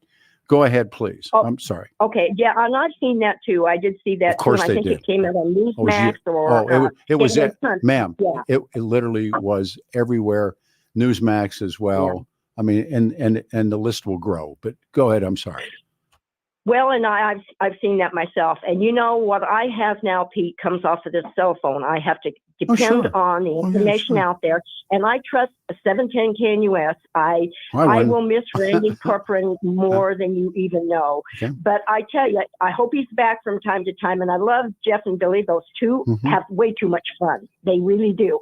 But I'm glad you're back this week. And from time to time, step in. And I'm telling you, I've been a fan when you were a young man. I've been when country wasn't cool. Thank you so much. Dirt was young. All right. Gotcha. Bye-bye, sir. All right. Where are we? Where do we stand here? We're good? Our break. Okay. Kelly Michaels has the con. Look, Eric, I don't know what the sky is, color the sky is in the world you're living in. You treated me so differently when I saw you in face to face. It's interesting. Fox News paid Dominion $787.5 million on the steps of the courthouse.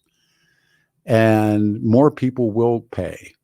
And Smartmatic and all kinds of other big outfits, some near and dear to our hearts, are going to cough up a lot of money for and how and what they did. So I love this series of text messaging. And the only way I can respond to is respond to you that if you're that hidden in the dark that you believe these kinds of things need proof, there's plenty of proof. Rupert Murdoch settled. And according to Rupert Murdoch in many books, if I'd have gone in that courtroom, it would have cost me $1 billion. That's how much people jonesed on Fox News and the lies. And also part of the deal was fire Tucker Carlson.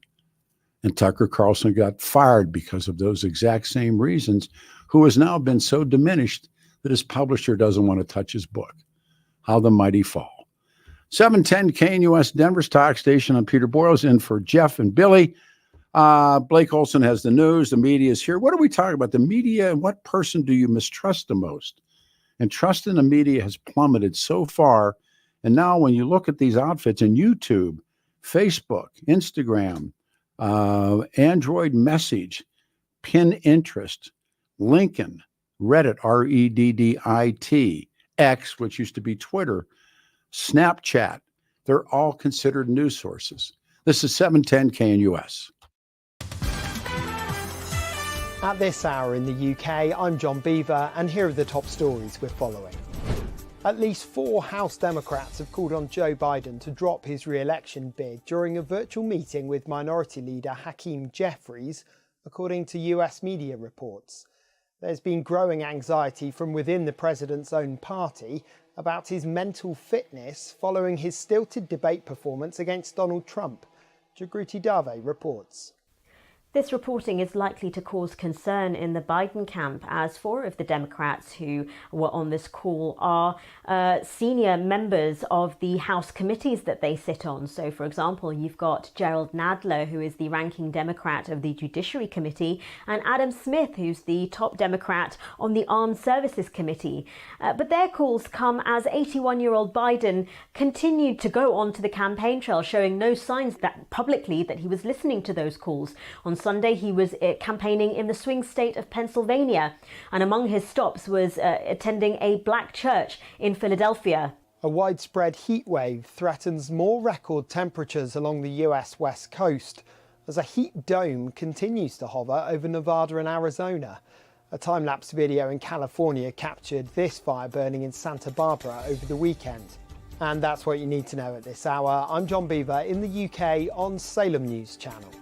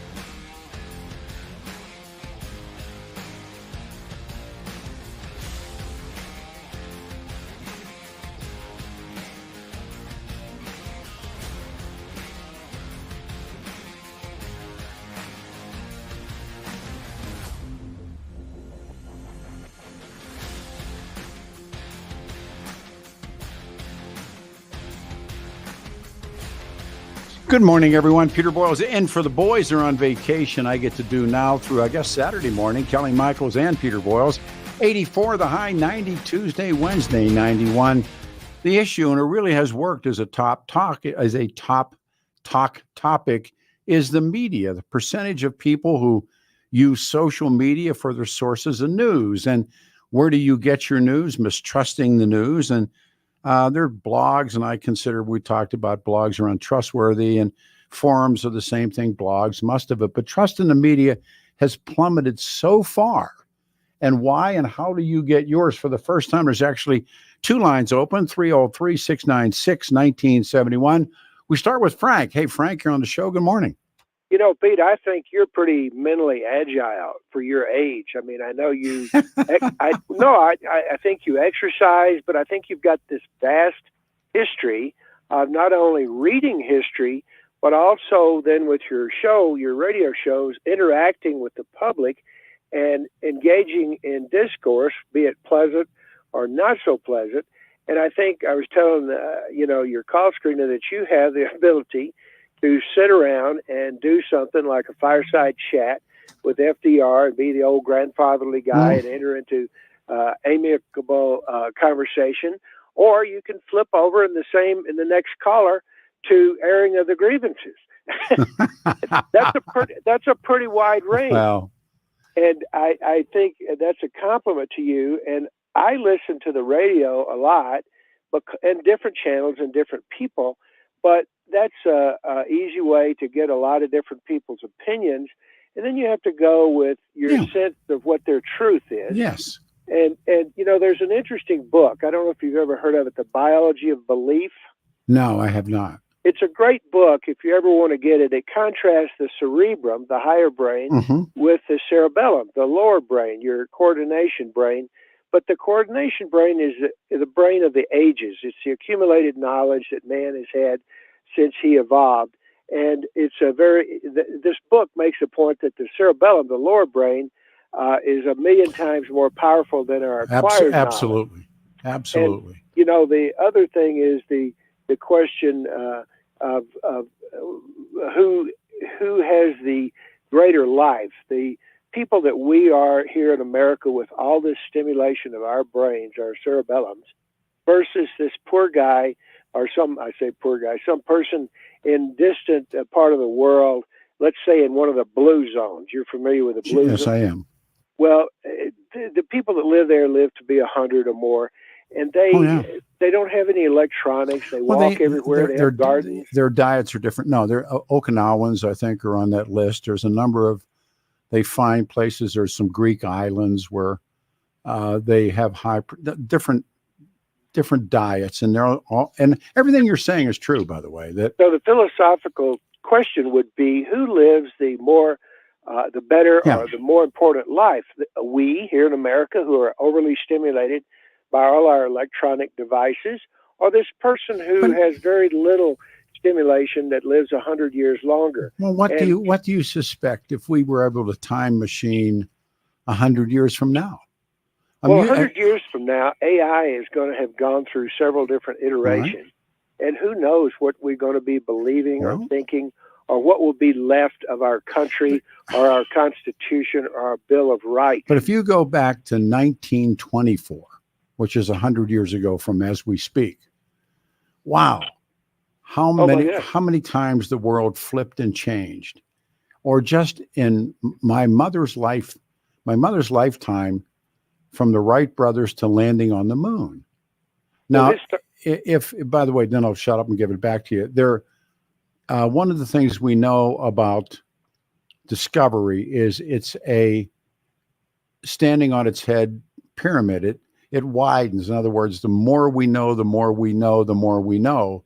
The widening of intelligence becomes, the widening of knowledge becomes. And if we start at a pinnacle, and I mentioned earlier, we were talking about in the study of economics and studying buggy whips. Well, there was one time in this country, apparently a couple hundred buggy whip factories that made buggy whips because people drove around in buggy whips. Now, how many buggy whip factories do you think there are left in this country, Frank? None. There's a funny story, though, about the Candle Makers Convention. Same thing. You ever hear that story? Sure. I mean, but go ahead. It's the same story. The Candle Makers Convention, and there's a guy in the back of the room that kept jumping up. And the last day of the convention, they said, "Sit down, Thomas Edison. We don't want to hear about that." That's right. Shut up, Thomas Edison. Yeah. Go ahead. No, but all of this, and whatever it is that we do, it won't be what is to come. And so, how do people get their information? How instantly they get their information? There are these studies that were done that I read that when Lincoln was shot, when Lincoln was murdered, and oftentimes American citizens, a week after Lincoln was murdered, did not know Lincoln was dead. Right. And when you jump to the next, although there's, McGarfield and McKinley, but weighing and measuring Jack Kennedy. When Jack Kennedy was murdered, there were people, several hours after his death that did not know he was dead. When Reagan was shot by John Hinckley, within 18 minutes, or I forget, some very, very short amount of time, America knew that Ronald Reagan had been shot. You see the illustration. And so the percentage of us, for instance, I was astounded reading last night that YouTube, and I'm a big YouTube fan, or better yet, Facebook and Instagram and iMessage and X and all, they're considered news outlets and can they be, or are they? They're seeking for education. Do you know who started the first 24-hour TV news? Oh, sure. It was Turner. Turner, yeah. And he was documenting that poor little girl that fell down the well. Yes, that's right. And he was also seeking an outlet for his new idea. But you know what made his bones, and I've read his book, was the war in the Gulf, the first war. He had, and nobody was ready. And Ted Turner, who Captain Outrageous, as he was called, and he's who he is too. He's one of those characters that comes along and changes the face of so much. And remember that great moment in the politically correct world? There's Jane Fonda, married to Ted Turner, sitting next to the Carters. And they're at the Atlanta Braves World Series, and they're doing the tomahawk chop. They're going, they're making that noise. And Jane Fonda has to be so over the moon embarrassed because of her little, what her heart and soul tells her. Ted's chopping away. The Carters don't know what to do.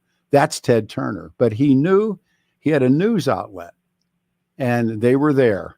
Frank, I love the call. I got to pull the pin. 303-696-1971. First time since we started the show. Lines are open. It's a Monday, everyone. 710 KNUS, and Peter Boyle's in for Jeff Hunt and Billy Thorpe. Be here all week. Lines are open. 303-696-1971. Right here, we come back. Hang on.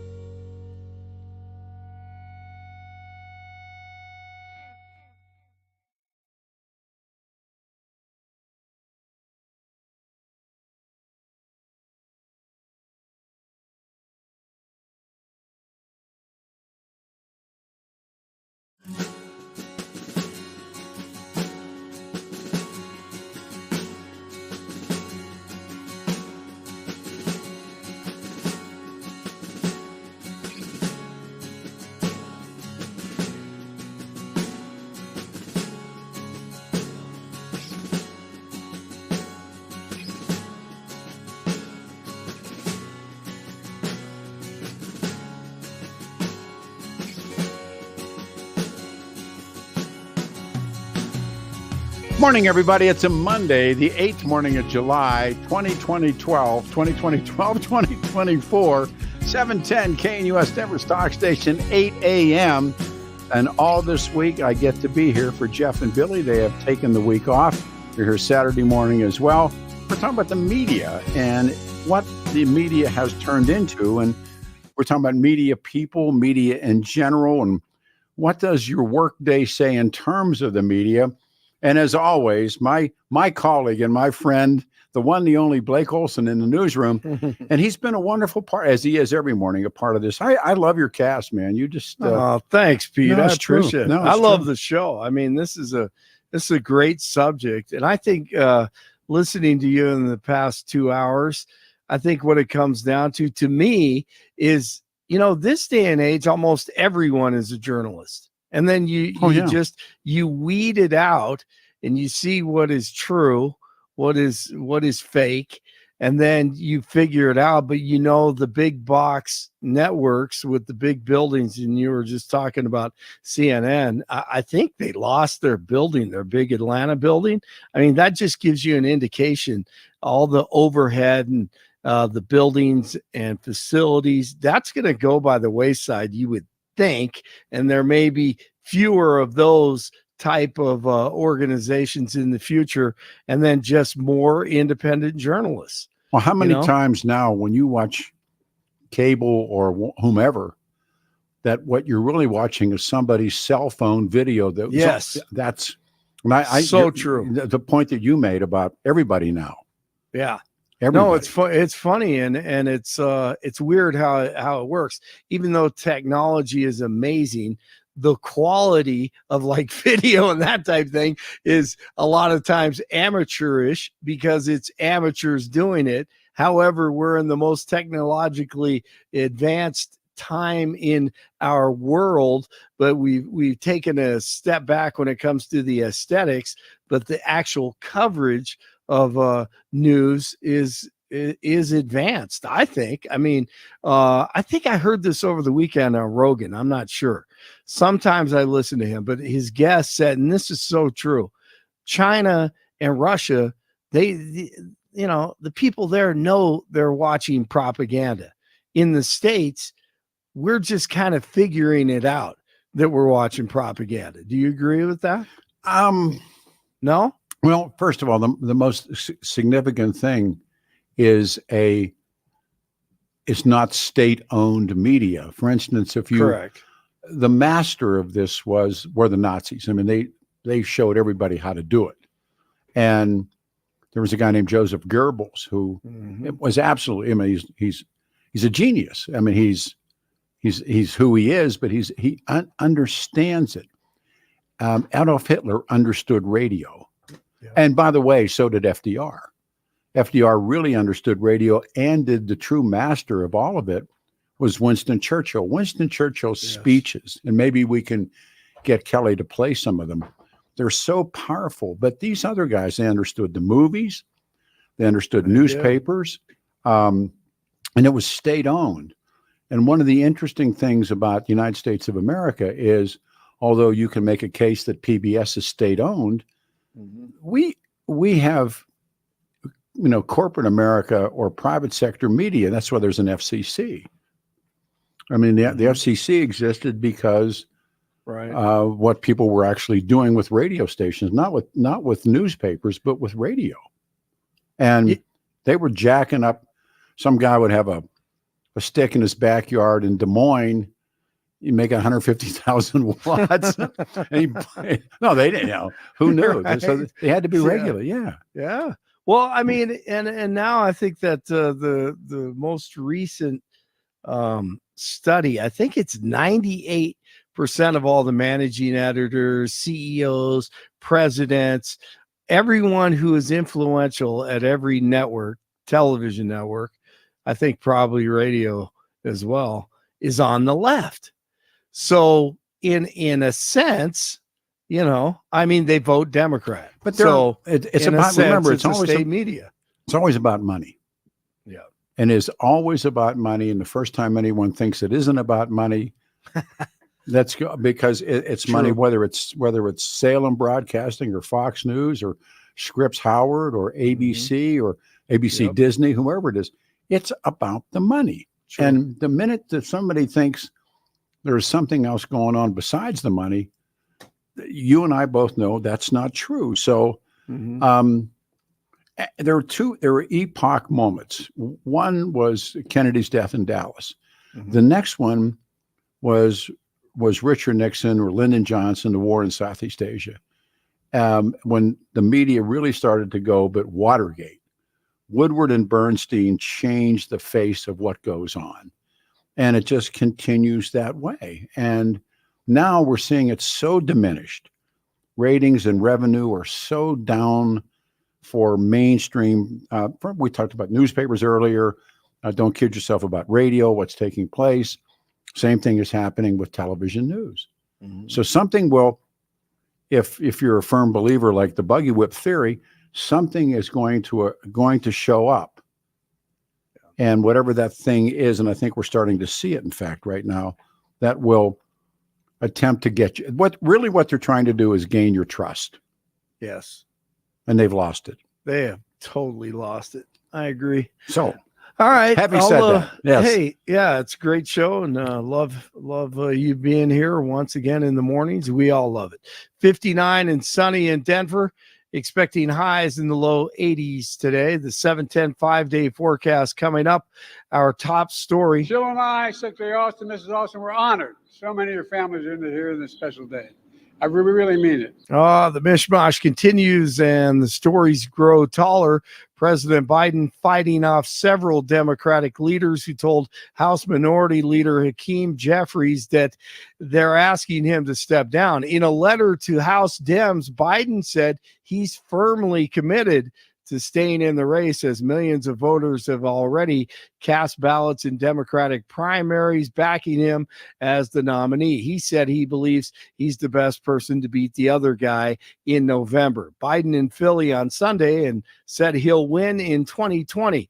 Problem is, it's 2024. As a public defender in the civil rights movement, and I was no great shakes, but I worked hard in Delaware.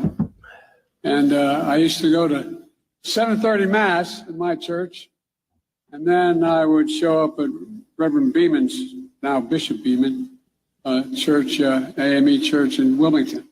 Get ready to go out and make the plans for what we're going to do, change the situation. So it really is good to be home. All I know is the hair plugs work. The dude was literally bald on top when he was 40 years old. You can check it out. Go to YouTube and see that. Hurricane Beryl making landfall about 90 miles southwest of Houston. The Category 1 storm is bringing heavy rains and winds to the Texas coast. More than 90,000 customers are without power. A 14-year-old girl is dead following a shooting at Highland Hollows Park in Aurora. Shots were fired Saturday after a fight broke out during a party. 2 other teenage girls were also wounded and both taken to the hospital. No word on any suspects or arrests. An Aurora community is remembering the victim of a shooting last week. 2 unidentified suspects went inside the Willis family's apartment on July 4th and shot 2 victims before fleeing, killing Fred Willis. We called him Junior. Our idea just to show what kind of a good guy he was. Very helpful to all of us. So this really hurt the community. Lucy Dominguez is a family friend. The other victim is recovering at a local hospital. The investigation continues. A small plane made an emergency landing on an I-76 in Morgan County over the weekend. It happened Saturday afternoon when the plane's pilot reported a malfunction and then safely landed the plane on the interstate near Brush, home of the Beat Diggers. By the way, the plane caused some traffic delays. Everyone is okay. A Texas man has been caught using artificial intelligence to create child porn. Experts say this is part of a disturbing trend fueled by advances in technology. The face of the minor has been pasted on top of a naked body, but it's more realistic, right? That's the key difference. Professor Nishant Vishwamitra is an AI researcher at University of Texas, San Antonio, and he says the software is becoming easier to use and more available. That's raising concerns over a lack of guardrails to prevent the creation of the images. And the Royals defeat the Rockies soundly at Coors Field, a final score of 10-1. And Chris Bubich finished it off on the mound. The Rockies at Cincinnati today try to get back on track at 5-10. Third baseman Ryan McMahon selected to the All-Star team. 57 in Northglenn, 56 in Littleton, and 59 in Denver. Hey, caller Brian, he knows what's happened to the media. Yeah, it's dead, Pete. It's sad because watching the media, that's where I would get a lot of my information in the early 90s. And Pete continues in for Jeff and Bill all week long. Blake Olson, News Talk 710 KNUS. Here's your 710 5-day forecast. The week will start off with comfortable temperatures, but as we go on through the week, it gets hotter. Low to mid 80s and sunny today, 85 to 90 tomorrow. Near 90 on Wednesday, with lows tonight and tomorrow night, 50s and lower 60s. Hot, with middle to upper 90s and near 100 by Thursday and Friday. Weather sponsored by Branch Planning. Some income annuities are paying 25 to 45% more than last year. Get a free retirement review by calling Branch Planning today at 720-651-9800. Find out more at branchplanning.com. I'm meteorologist Don Day in the 710 KNUS Weather Center.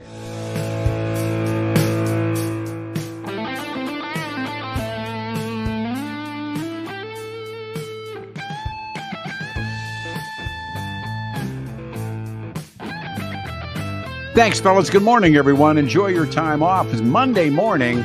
84 will be the high today. Tuesday, 90, 91 on Wednesday.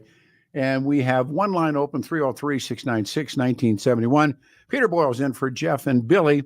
And we're talking about the media. It's really, really been a good show.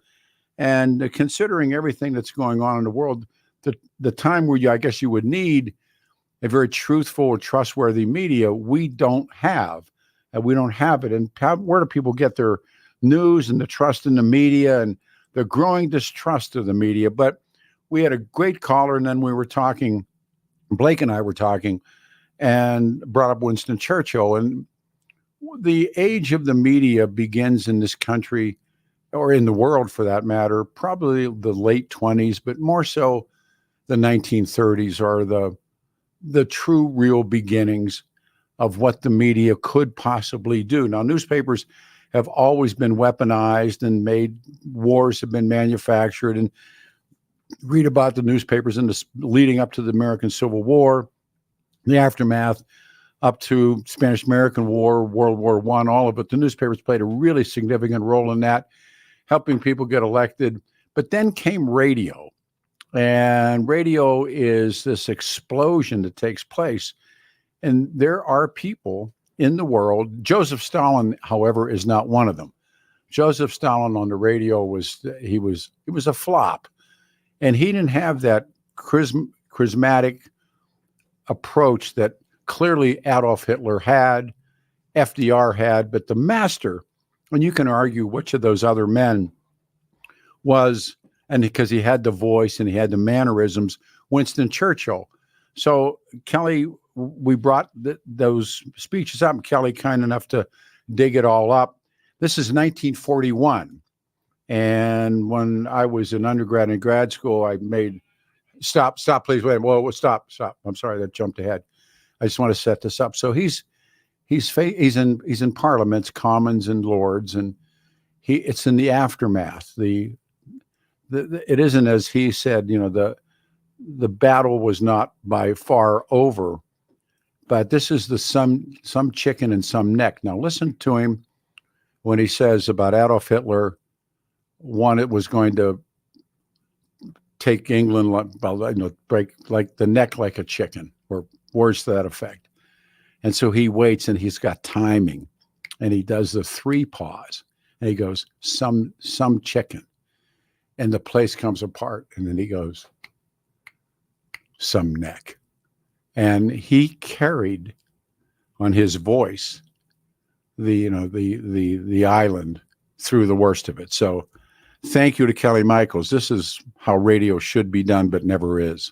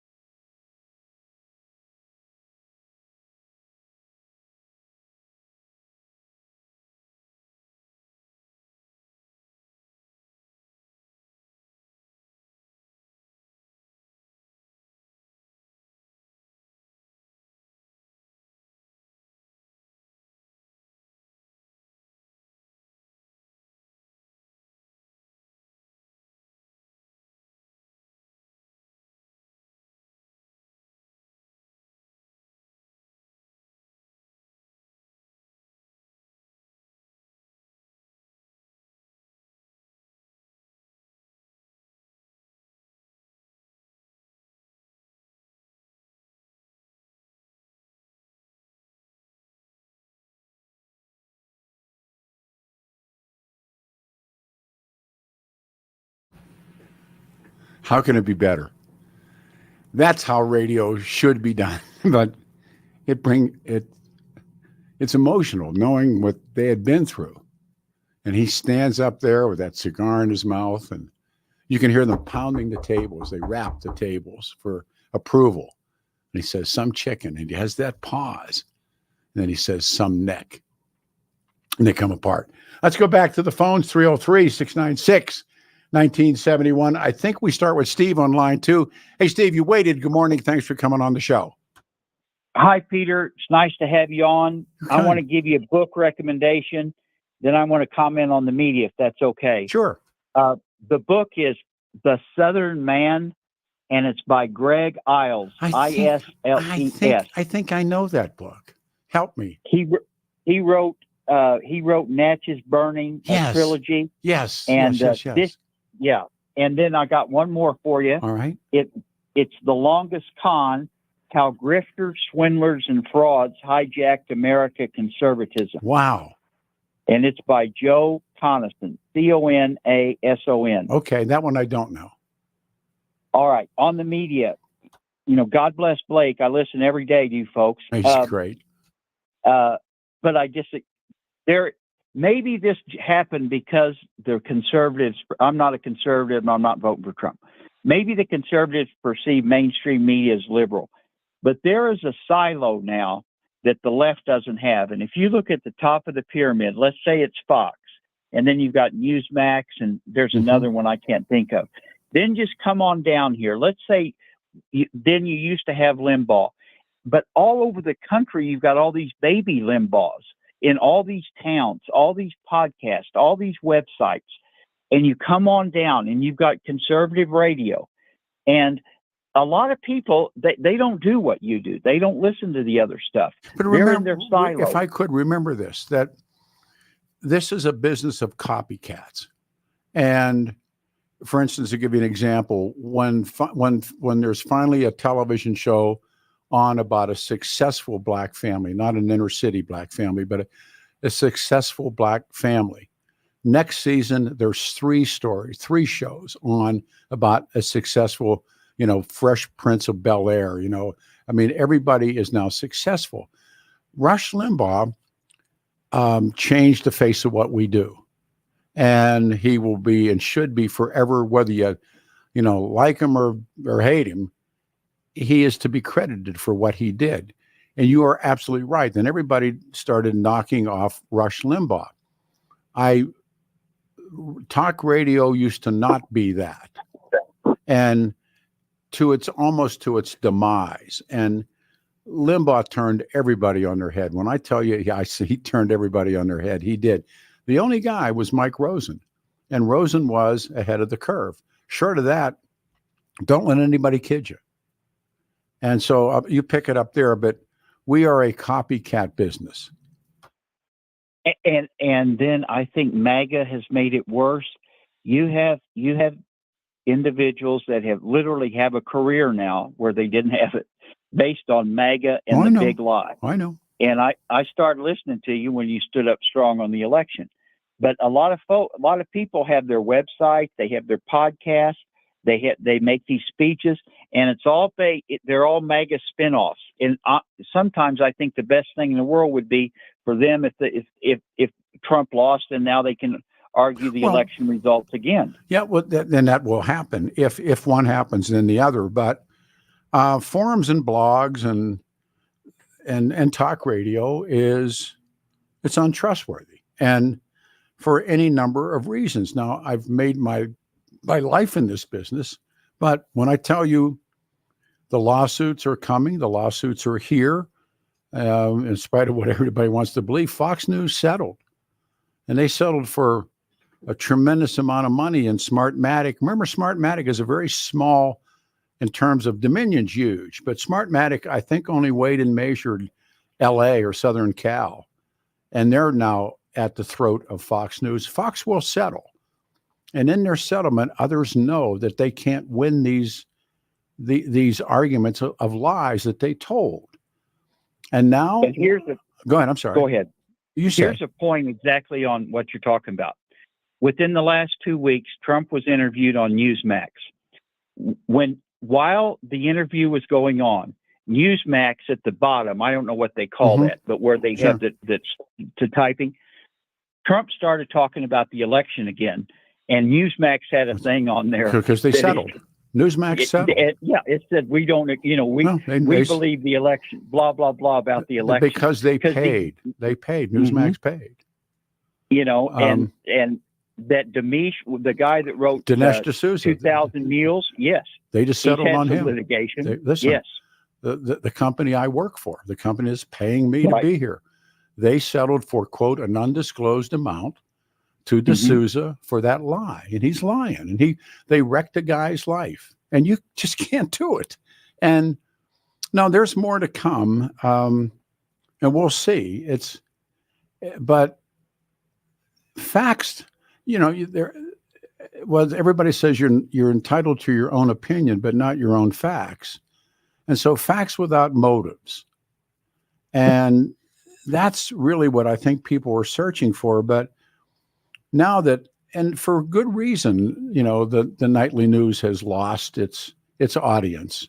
Oh, yeah. No, remember how these people were, people could, this used to be like getting because, everybody knew who the three were. Sure. And you had Cronkite and you had Brinkley and Chet Huntley, sure. Yeah.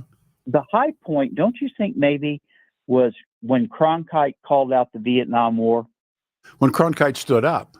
And yes. In Halberstad's book, The Powers That Be, and Lyndon Johnson knew, or allegedly says, that he'd lost America when he lost Walter Cronkite. And Cronkite had gone and came back.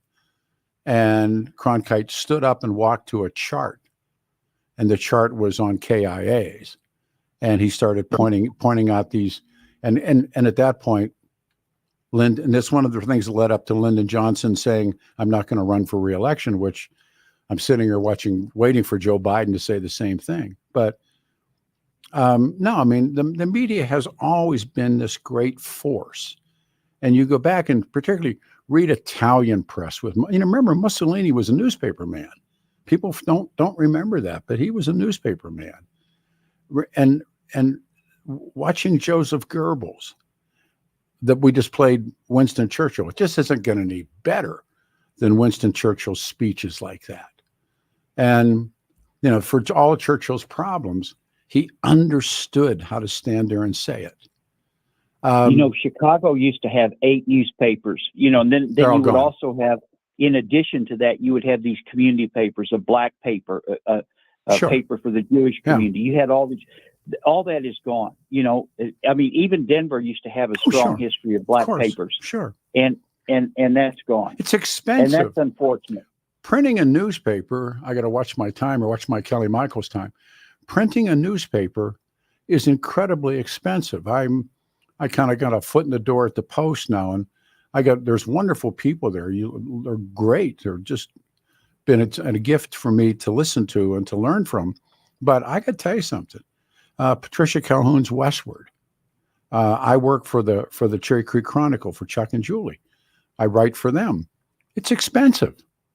It isn't like, and as expensive as radio is, throwing a mic switch, you're printing something. And, and again, as I said to the earlier caller, it's money. And it's always about the money. And as a very wise man said to me years ago as a young kid getting into business, Peter, he said, when the man says to you it isn't about the money, he's lying. It's about the money, and always about the money. I'll let you go. Thank you. And thanks to Blake. Fine. See you later. Good go, man. All right, everybody. Now we got to take the turn. Kelly Michaels has the con on Peter Boyle, 710 KNUS, Denver's talk station.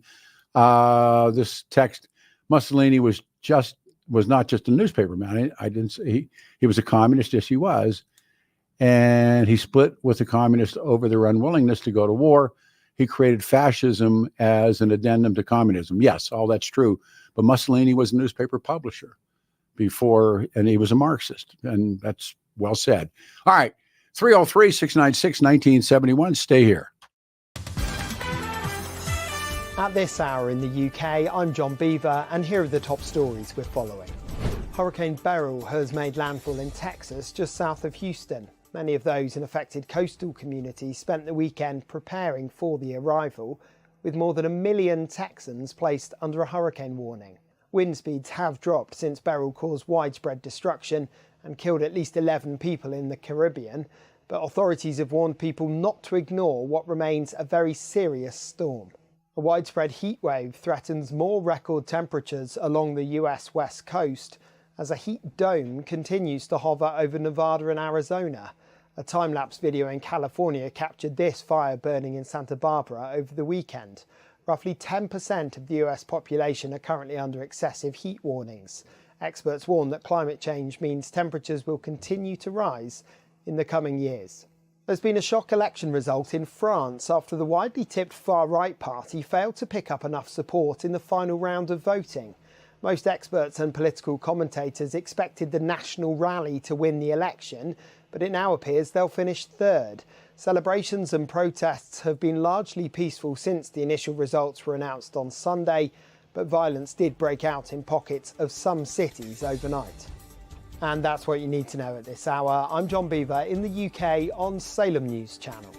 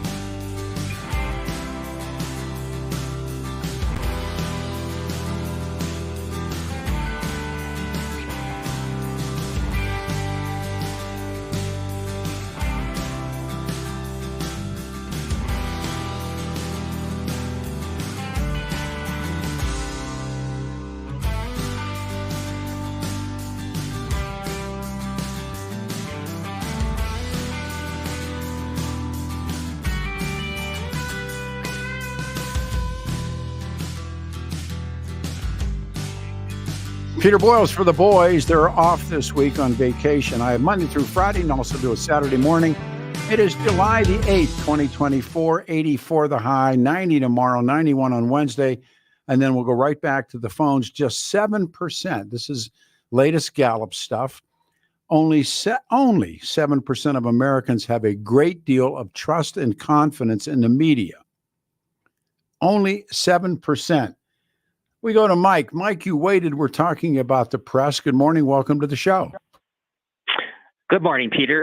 Yeah, I thought I'd weigh in on this. I do not trust the mainstream media and have not for a long time. And I grew up, well, I was thinking about this on hold here. When I grew up, and I'm, fairly old, but I get it. Here we go. Old timer stories here. But when I grew up, I don't remember the media dominating my life like it does now, or surrounding me as much as it does now. For instance, our family was a Denver Post family. We got the paper delivered. Dad would read it at night. I would pick it up after he got done with it. Started reading it when I was in 4th grade, believe it or not. No, I do. And the local news was Cronkite. Well, we were a CBS family too. Oh, sure, but, of course, yes. But Cronkite at 6. It was a half an hour, and then there was entertainment shows. The local news would come on. I'll go back to Carl Akers, Channel 9, or sure. I think it was Channel 9. Yeah, at 10 o'clock news. That was over at 10:30. You guys should look at it now. It's like you can turn on the TV at any time if you want to see. I guess you'd call it news. They've got local entertainment news shows.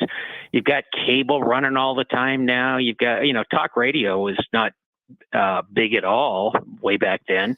Now it's running 24/7. It's amazing. But bottom line is I do not trust the media. I now get my information online. I have a laptop and I'll dance around and go to various websites. I'm trying an experiment now that's kind of pleasing. I subscribed to a newspaper for the first time since I shut off the Post 20 years ago. Which paper? It's the Epic Times or the Epoch Times. I know it very well. Matter of fact, the publisher's in a jam right now from that paper. Oh yeah. And I did some careful research before I did subscribe to it, but they do have, online content. That's the part that thrills me is they'll send you a weekend paper, an actual newspaper. Oh yeah. It's got the different sections like they used to have and everything. I can't tell you the enjoyment I get just picking up a Denver Post style newspaper and reading through it again. Do you read any of the newspapers online? Do you read the online editions? I'll dance around on the Jerusalem Post, for example. Right. I'll read some of that. The Copenhagen, Denmark newspaper. Oh, you do get out. Yeah. Well, I'll tune in to NHK online to try to get some kind of international news regarding Asia. That's not. We get nothing here. We get nothing. Well, but it's like the first time you ever heard the BBC work or something like that. No, it does. It just changes everything. But the other one was, and I didn't grow up on top 40. We used to call it white boy radio, where the jingle packages and all the stuff, they were identical. And if you could go, to Pittsburgh and hear the AM, and you went to, they did all the same things, and there was a universality of AM top 40 radio. The disc jockey Kim Radio, J Mac, Al Baby Moore here. I know. I'm with you. And they had guys, not this. They had name change guys, and they had the age of what was called the puke jock, Puke, who kind of talk. They talk like this. Here's a mountain sound of wax to watch a discovery, and they had those guys, and then that was a format. It worked. And so it was they're called them cookie cutters. I can make that cookie, that cookie, that cookie, that cookie, that cookie. And then FM hits. When FM hits radio, and it's called underground. You know, there was a time they'd give you the FN stick if you wanted it, but then the rise of FM radio, the music sounded better, the people were cooler, they were hipper. No top 40 jock ever played Jimi Hendrix. They never played In-A-Gadda-Da-Vida. They never did that, and that went over here. That went over to FM, and that changes the face. And again, the face changes, and so these signals are sitting there empty. Their sticks are dead. And what happens? What fills the void is talk radio, and talk radio makes its run. And talk radio now is struggling because I think in some ways, in my own world, talk radio's lost its way. And they've driven more people away than they've brought to them. And we are in, they say broadcasting, we are in the largest audience gathering business that there is. We're not trying to run somebody off. We're trying to bring somebody in. Well, it just worked the opposite. The business has now run people off just for that, what we've been talking about throughout the morning about just simply telling lies. And there's only one movie about radio that I recommend to people, and it's entitled Telling Lies in America. And it's about a top 40 disc jockey in Cleveland, Ohio. And it's a sleeper film. Hardly anybody sees it. I think it's the consummate movie about this business. And, you know, the American Hot Wax is fine, but it's not about the business, you know, but Telling Lies in America is about the business. And so, you know, you try and write about it, you try and talk about it. And, but I would imagine if I were to sit with a bunch of old television news guys, I wonder what they would say. I don't know. I don't know. Yeah, it's the pace of change is picking up and moving faster all the time. Our technologies are changing. I don't know where we're going. Go ahead. I'm sorry. Do you have Sirius or FM in your car? I just a couple years ago got Sirius. How cool is that? Well, you know, listen to this. I knew a guy that he was a program director here in Denver. And went on and moved. But this was like in the 1990s. He said to me, we were talking, he said, you know, what's coming down the tube here is pretty amazing. You're going to be able to get radio sent to you by satellite in your car. I'm sitting there going, come on, Mark. Of course. What are you talking about? And that's what I'm doing now. I'm driving around. I love it, Peter. I get all the different music. I'll tell you, the worst thing is now you can put them on motorcycles, and I'm serious as a heart attack. I have Spotify, and I rode yesterday, and I have Spotify, and I rode Saturday after the radio show, and you crank it up. I mean, you know, like we were mentioning, seasons don't fear the reaper, and you know, you get to 85, 90 miles an hour out on I-70. And here's Blue Oyster Cult jamming out of both speakers. And you think, what's but what happened? What happened is ask any teenager that you know now what radio station that they listen to, and chances are real good they don't.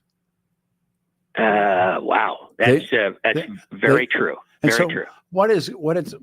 I mean, I have this theory that people used to, and maybe still to a degree, you came to talk radio after, you know, it was top 40 music or whatever you wanted to call it. But after it lost its meaning, after you got married, after you had a kid, after you got a mortgage, after you got, you know, fill in the blank, you came over to talk radio. And now it's just this drumbeat, and you think, well, now you're not going to do that. You're not going to do this. Maybe you're going to just roll on Spotify. You know, maybe we're just going to roll on, you know, and the cool thing is the selections of stuff that are on that, and they'll use the F word, you know, and everything. And you're just going, okay, you know, how cool is this? But I think there's no question that the media is, and I love that one fellow, and I wrote down what he said, the media is dead. And I think unless it can be revived, it is going to go to another level. Well, I the mainstream media, I agree, it is dead. But wow, what I can go online now and get all kinds of bizarre stuff. It's like people with a phone now are journalists, and I get more information from them pointing their phone at the sky, and But forums and blogs are not news organizations. No, and no one. And again, I want them to stay. I'm not saying to get rid of them, but nobody's editing, nobody's fact checking. No one is certainly writing restrictions or retractions or corrections. I just went through that. I consider blogs to be untrustworthy. Now there's these people, and we have been bringing them up, influencers. Who do you? This is a great call, Mike. By the way, are you listening or watching influencers, especially? Are you talking social media influencers? Indeed. Is that what you mean? Social media influencers, and they get paid. I mean, they're out for money. Podcasting. Here, I don't. Yeah. Yeah, I don't do social media. I think it's stupid. I think you've made that quote before. It's like, so I occasionally will just when I hear something about Rogan, for example, I might watch an interview that he did with somebody that I'm interested in. Yeah, he's great. Yeah. But when they say this influencer stuff, it's like, okay, what, where are you coming from? What makes you an influencer? Why do I need to listen to you? I got all these questions, like, But that's like you. Somebody you seem to have that inquisitive sensibility about yourself, but influencers aren't counting on people like you. Influencers are by and large aimed at young people. They really are. When you read about, clothing and all this kind of, they pay these young people a tremendous amount of money to influence other young people. Remember, the demo grows. They don't give there's not a target demo out there on my head, just like some old man, but Me too. No, but you're looking for that disposable income, 25, 54, disposable income demo, and you target influence that, or the 12-year-old kid or the 13-year-old kid, and that's why TikTok is so frightening, because TikTok's Chinese. It's the PRC. I don't know. I'm being told to break. I love the call. Thank you, man. You too. All right, everybody. Let me reset this. I'm Peter Boyles in for the vacationing. Jeff and Billy, 303-696-1971. We have had jam lines since the show started this morning. Thank you, Kelly Michaels, and thanks, Blake Olson. Now, this happens mathematically. It just jams up, and there's nobody on the phone. So if you've been trying to call and catching a busy signal, 303-696-1971. So one of the questions I wrote down, then I pulled away from it. Which media person do you mistrust the most, and why? And how does your day work? But it is significant. People that no longer trust, and rightfully so. Trust in the media has plummeted so far. Growing distrust in the media grows. I love this one demo that I found. Only 7% of us have a great deal of trust or confidence in the media. 7%. 303-696-1971. Lines are open. Kelly Michaels got the con 710 KNUS.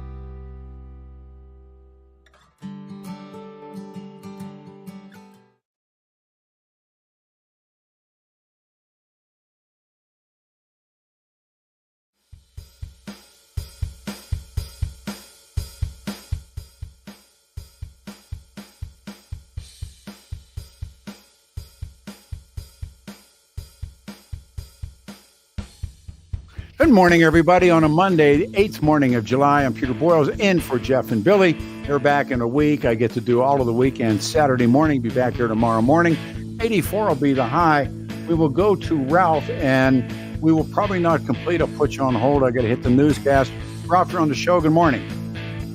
Yeah, your last caller, I want to say what a great call and what a great concept. Now, I'm going to do this before we even begin. I'm going to put you on hold so you're taken not out of context, but just given. So if you would, kindly throw the man up on hold. We'll hold him there.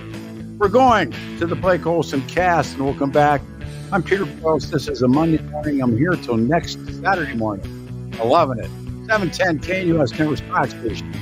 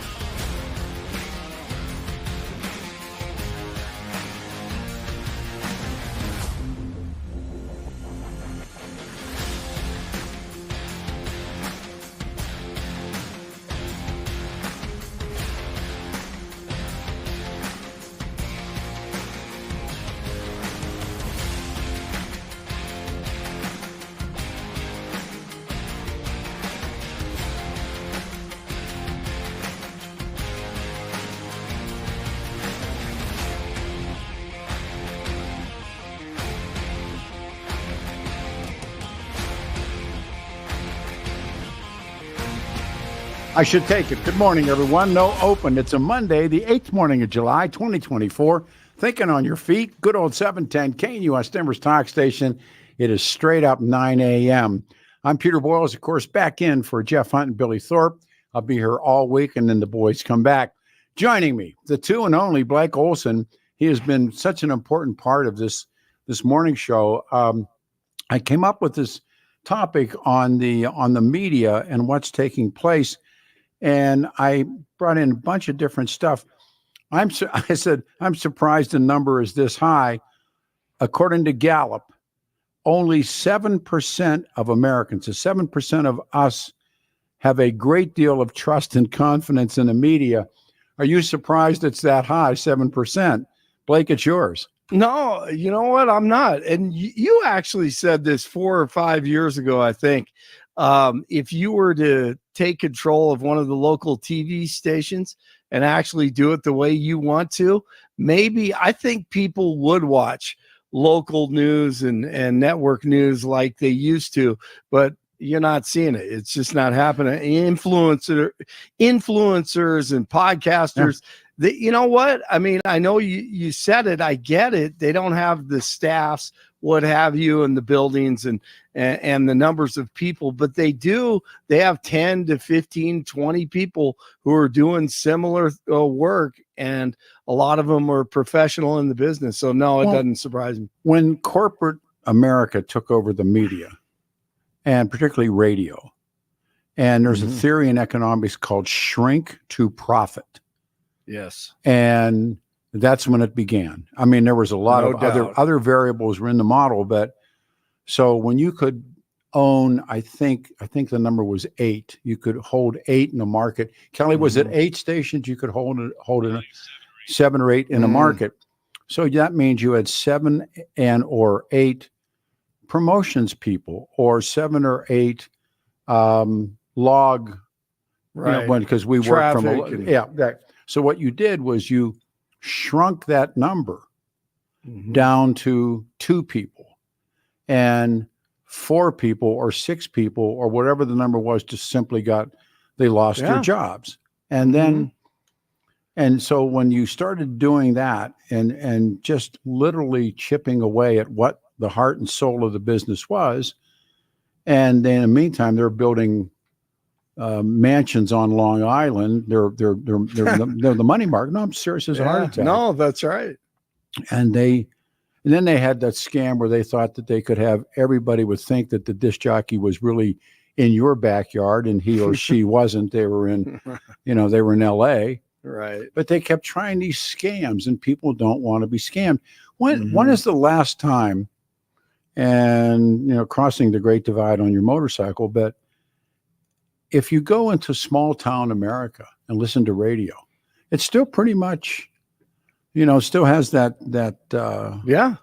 warmth that I think radio once had. You're right. Yeah. When you drive across the country, you can hear them. I remember driving across northern New Mexico, and I listened to a little station for 100 miles. It was awesome. That was like 7 or 8 years ago. I mean, they did a great job, but they had the news that you needed and the information, and you're talking about 2 or 3 people at a radio station right by the antenna, probably a house. Yeah, living under the stick. Oh yeah, right, sure. Exactly. No, they That's did. exactly right. Now, and there are some great ones in northeastern Colorado. KSIR is one of them. KFK is another one. They do a great job. But they beat them. They beat them and tried to squeeze every single nickel out of them they could to satisfy the money market. And this ain't a money market business. It's not. No, you're right. So money. It's a great topic. And by the way, Blue Oyster Cult. That's got to be the greatest thing to listen to. Greatest road music. Way to do great road music, but the seasons don't fear the reaper. Oh my goodness. Well, I have a good friend. He's the same age. He's 57, 58 years old. And I hear him playing that the other day. And I think he repeats it like 30 times as he drives down. I do. Yeah, so do I. Yeah, I do. I do that with AC/DC and Highway to Hell. Same thing. This is a highway to hell. All of that stuff. It's man. It's great road music. There actually is motorcycle road music, and I'm sure I'm not the only one that thinks it. But no doubt, seasons don't fear the reaper. Oh, what a song! But we're gonna add one, Kelly.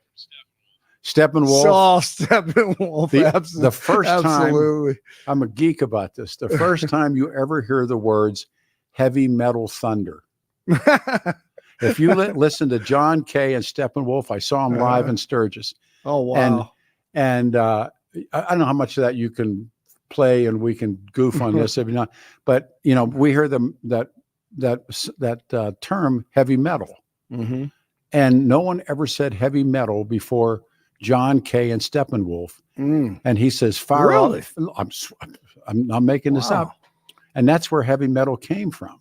No kidding. And remember John Kay's, I think John Kay's German. I think he was born in the old country.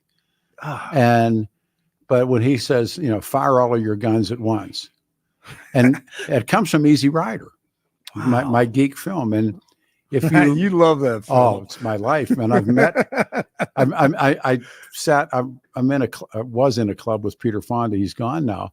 But Peter Fonda and I sat under a tree in a park in LA. And I got pictures to prove it. Right? And it's almost like I ended up like doing a show with Peter Fonda. And that would have been awesome. And Dennis Hopper, of course, everybody hated Dennis Hopper, but he does.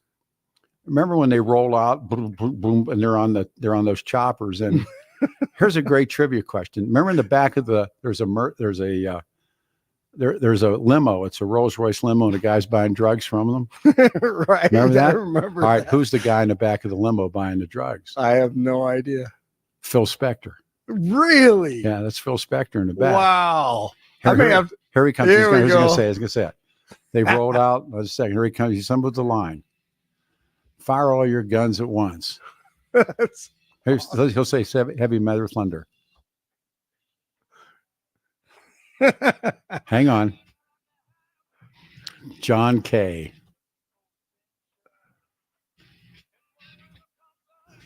On those chops. Wow. Here it is.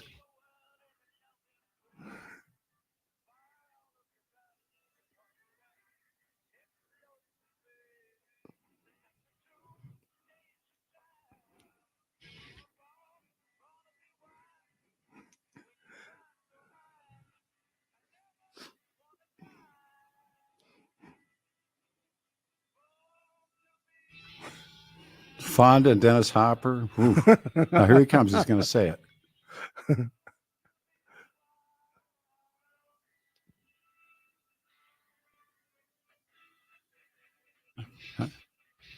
Kelly said it might be the end. We'll see what happens. We'll have it. That's the end of it. Oh, fine. If you would cue it off air and listen to it before it says heavy. Listen to that. Oh no, Kelly will do it in a second before he says heavy metal thunder. And heavy metal thunder. And he says no one has ever said it before. John Kay says it. Man. And here it is. Hear it? There it was. I never figured that out. He had it in the background and love it. But watch that stuff, because when they pull up, I just had this conversation with somebody, and they have the bikes hidden away, and they pull out, and and I talked to Fonda about it, and he stopped and he takes his watch off and he puts his watch on a rock. Time stops. Wow. And then they go, and everybody that I've met everybody but Dennis Hopper. Wow. And you were sitting under a tree. I got pictures. Really? I've got to see those. With Peter Fonda. That's awesome, man. And he was as good as gold. Who was the better looking one? Oh, Peter Fonda by a stretch. Come on. Some guy came up to him and like it was a biker thing. It was the love ride. Awesome. Although the love rides come back. It was the last love ride. And somebody said to Peter Fonda, they said, "You made me who I am today." And Peter Fonda said, "What, a child molester?" And he didn't want to talk about his sister. He would talk about, and I said, "Hey, I don't want to talk about my sister either." But he was, and they talked about that film, and that film changes everything. People that. What year was that? When did they make that thing? 68, 69. 68? Yeah. I think. Because I saw it in the late 70s. I couldn't believe what I was watching. Oh, yeah. and I was like, what? And it holds up. Yeah. I mean, it really. No, it does. You're right. Yeah. It's fascinating. Oh, and Jack Nicholson. Yeah. Oh, yeah. I forgot about that. He's the lawyer and he's in it. Oh, yeah. That's right. One of the great lines. Do I have a helmet? That's right. That was Jack. I totally forgot about that. Yeah. Jack, oh, wow. He said, "Do you have a helmet?" And he goes, "Do I have a helmet?" Remember and he does. Yep. We drift into this stuff. I love working with you. But one of the giveaways for Val Kilmer, and when he plays Doc Holliday in Tombstone, Yes. And he learned that voice. And, you know, like when he goes, say when. Remember he does that? Yeah. You know, he just does that. It's Say when. Sin when. You know, because, and it's, why Johnny Ringo? And he does that great. Nice. Listen, Nicholson's voice when he plays that guy. He's not. And he'd been in all those Roger Corman films and all the Angel movies and everything. He knew. Yeah. But he ends up in this film, but he has that voice. And he said, you know, he said, you know why they hate you? A classic moment. Dude, one and only, man. But when Val Kilmer does that guy that teaches, and there's nobody better, right? He's, say when. Why, darling? Man, I'm going to be watching that tonight. Oh, and yeah, my kids are going to, what is, no. What? And I'll say, no, you can't watch this. No, you can't. And somebody else just sent a text about, and I think this holds up too. Marshall Tucker Band, best road music. Yeah. Yes. Oh, that's a good one. Yeah, We no did doubt. They're awesome. Did a show with those guys. And wow. Where'd you do that, in Cheyenne? No, here in what's up north there, that place on the right side of Oh, yeah. I know. I don't know. 58th and I-25. Yeah, it's the big country joint. Old Broncos headquarters. That's and I Grizzly Rose. And Grizzly Rose. And so, you know, and by the way, do you know there is no such person named Marshall Tucker? There isn't? No. I've wondered that. It was they had a practice hall, and they're Texas boys. Really? And to get into the practice hall, the key said Marshall Tucker on the key. And they became the Marshall Tucker Band. That is so cool. Oh, yeah. I mean, I always wondered who Marshall Tucker was. Marshall Tucker's the band. It was the key. And I've never been with a woman long enough for my boots to grow old. Wow. And that's great road music. Great. And if you're on a motorcycle and you got a sound system with the sickle and you're, man. Have you seen the Bike Riders yet? No, I haven't seen that. See it. Really? Oh. When was that made? Well, Lyons wrote the book or made the book, and I met Lyons like years ago. And it's just called the Bike, and it's really check that out. It's the Outlaws. It's an absolutely real, 1% motorcycle club, but he called them the Vandals in the movie. Oh, that's and awesome. That Lyons goes and becomes a photographer in the civil rights struggle. He's really an interesting guy, and I met him.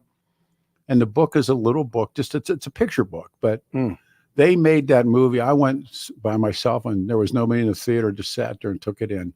Man. I know those guys. riding across the Badlands. I know those guys. Oh yeah, I still know them. But they're still that is so cool. So we sure wrecked this time. Oh man, I don't know. I thought it was time well spent. I'll see you later. We got to get the news. All right, do it, man. Thanks. All right, man. 64. I'll make it quick. 64 and sunny in Denver. Expecting highs in the low 80s today. The 7-10 5-day forecast coming up. Our top story, hundreds of flights into and out of Houston are canceled or delayed as Hurricane Beryl impacts the region. So if you're flying from DIA to Houston, check before you leave. I'm not going anywhere. Oh, no, he's not getting on a motorcycle anytime soon either, I hope. President Biden rejecting calls to drop out of the presidential race as lawmakers return to Capitol Hill this week. In a letter to House Democrats, Biden said he's firmly committed to staying in the race as millions of voters have already cast ballots in Democratic primaries backing him as the nominee. He said he believes he's the best person to beat Donald Trump in November. He's a fan favorite in Philly. Thank you. Folks, with your permission, I'm going to find out whether you have any ice cream. Isn't it really dull when you have a president who's known for two things? Ray-Ban sunglasses and chocolate chip ice cream. Well, so anyway, I'm gonna cut that off there, but he called MSNBC this morning and was ranting. So that's gonna make news today. as it will change by the hour, I would imagine. A motorcyclist is dead. Speaking of motorcycles, he's dead after being exposed to record-breaking heat in California's Death Valley. The person was part of a group riding on Saturday when the high reached 128 degrees. We expect to get into the hundreds here in Colorado later in the week. Kiev's mayor says that Russia's attack on the Ukrainian capital Monday was one of the worst in 2 years of the war. Russia hit targets in Kiev and around the country, including with hypersonic missiles. The mayor said a children's hospital was hit and 7 people in the city were killed. A 14-year-old girl is dead following a shooting at Highland Hollows Park in Aurora. She was shot on Saturday night after a fight broke out during a party. 2 other teenage girls were also wounded and both taken to the hospital. No news on any suspects or arrests. An Aurora community remembering Fred Willis, who was the victim of a shooting last week. 2 unidentified suspects fled the scene after shooting 2 people. We called him Junior. Our idea just to show what kind of a good guy he was. Very helpful to all of us. So this really hurt the community. Lucy Dominguez is a family friend. The other victim is recovering at a local hospital. The investigation continues. And the Royals defeat the Rockies soundly at Coors Field, a final score of 10-1. And Chris Bubich closes it out. They break the Rockies' 3-game win streak at Cincinnati today. Tonight, early start at 5:10 Mountain Time. Third baseman Ryan McMahon selected to the All-Star team. It's 59 in Castle Pines, 60 in Arvada, and 64 in Denver. And Pete continues. The age of what was called the puke jock, P-U-K-E, who kind of talk, they talk like this. Here's a mountain sound of wax to watch, a discovery. I love it. In for Jeff and Bill all week long right here on KNUS. Blake Olson, News Talk 710 KNUS. Here's your 710 5-day forecast. The week will start off with comfortable temperatures, but as we go on through the week, it gets hotter. Low to mid-80s and sunny today, 85 to 90 tomorrow. Near 90 on Wednesday, with lows tonight and tomorrow night, 50s and lower 60s. Hot, with middle to upper 90s and near 100 by Thursday and Friday. Weather sponsored by Branch Planning. Some income annuities are paying 25 to 45% more than last year. Get a free retirement review by calling Branch Planning today at 720-651-9800. Find out more at branchplanning.com. I'm meteorologist Don Day in the 710 KNUS Weather Center.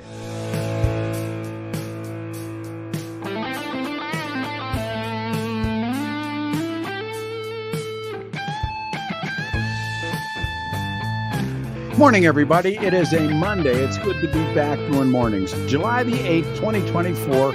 I'm in for the fellows all this week. I'll do Saturday morning, and then the boys are back in town.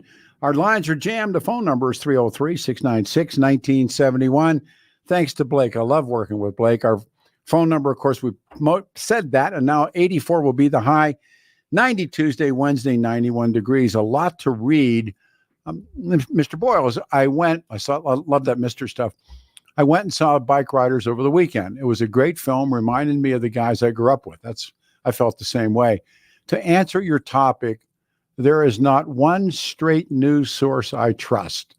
I gather from different sources and hope to see some of the truth. Great to hear your voice during the week, and I know Terry in Texas. The topic is the media, and it's jammed the lines all morning. Conversations have been great. And the trust in the media in this country has plummeted. And I was telling, and now the growing distrust in the news media continues to grow. And where do people get their news? And the interesting part of it, they broke some of this stuff down. Facebook, Instagram, Pinterest, that's how it's pronounced. LinkedIn, Reddit, X, which used to be Twitter, Snapchat.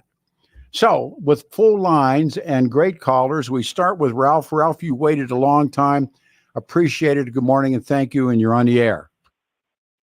Mr. Boyles, Yes. thank you for that blast from the past. Yeah, my point is, yeah, I can go on Brando and Lee Marvin one mind, but never mind. Love Brando. But yeah, and, well, never mind. You don't want to go there, so I won't.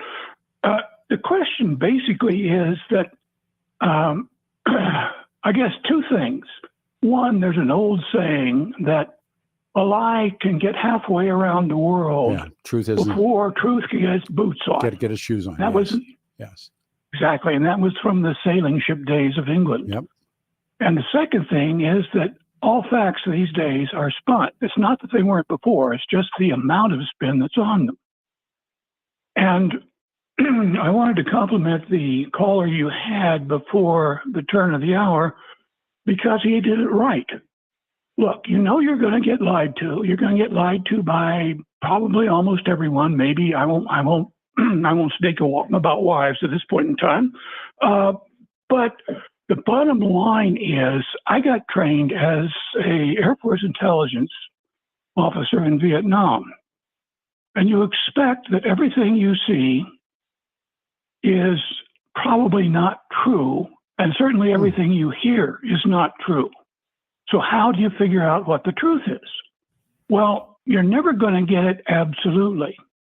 You're going to get it by doing several things. One is comparison, and the third is comparison. What was the great line that was used in court? Lie on one. And what were the briefings? The follies? Was it 4 o'clock or 5 o'clock follies? No, it's 5 o'clock follies. Yeah, the follies. Oh yeah. No, let me give you the backstory on that. Fundamentally, almost everything that came out of Vietnam was not only spun, but probably a lie. You go back to the Tonkin Gulf incident. There was no attack. No, that didn't happen. Total. But Johnson needed it to be Goldwater. You go back to Tet. Well, hell, the CIA was reporting the facts back to Washington, but the generals didn't want to admit it, and Johnson certainly didn't want to tell the people. So Tet happened. And the bottom line is, look, the best way to spend maybe 15 minutes understanding how we are being manipulated is to read the appendix to George Orwell's 1984. That's now coming on as a Netflix show. They're going to do 1984. Yeah, right.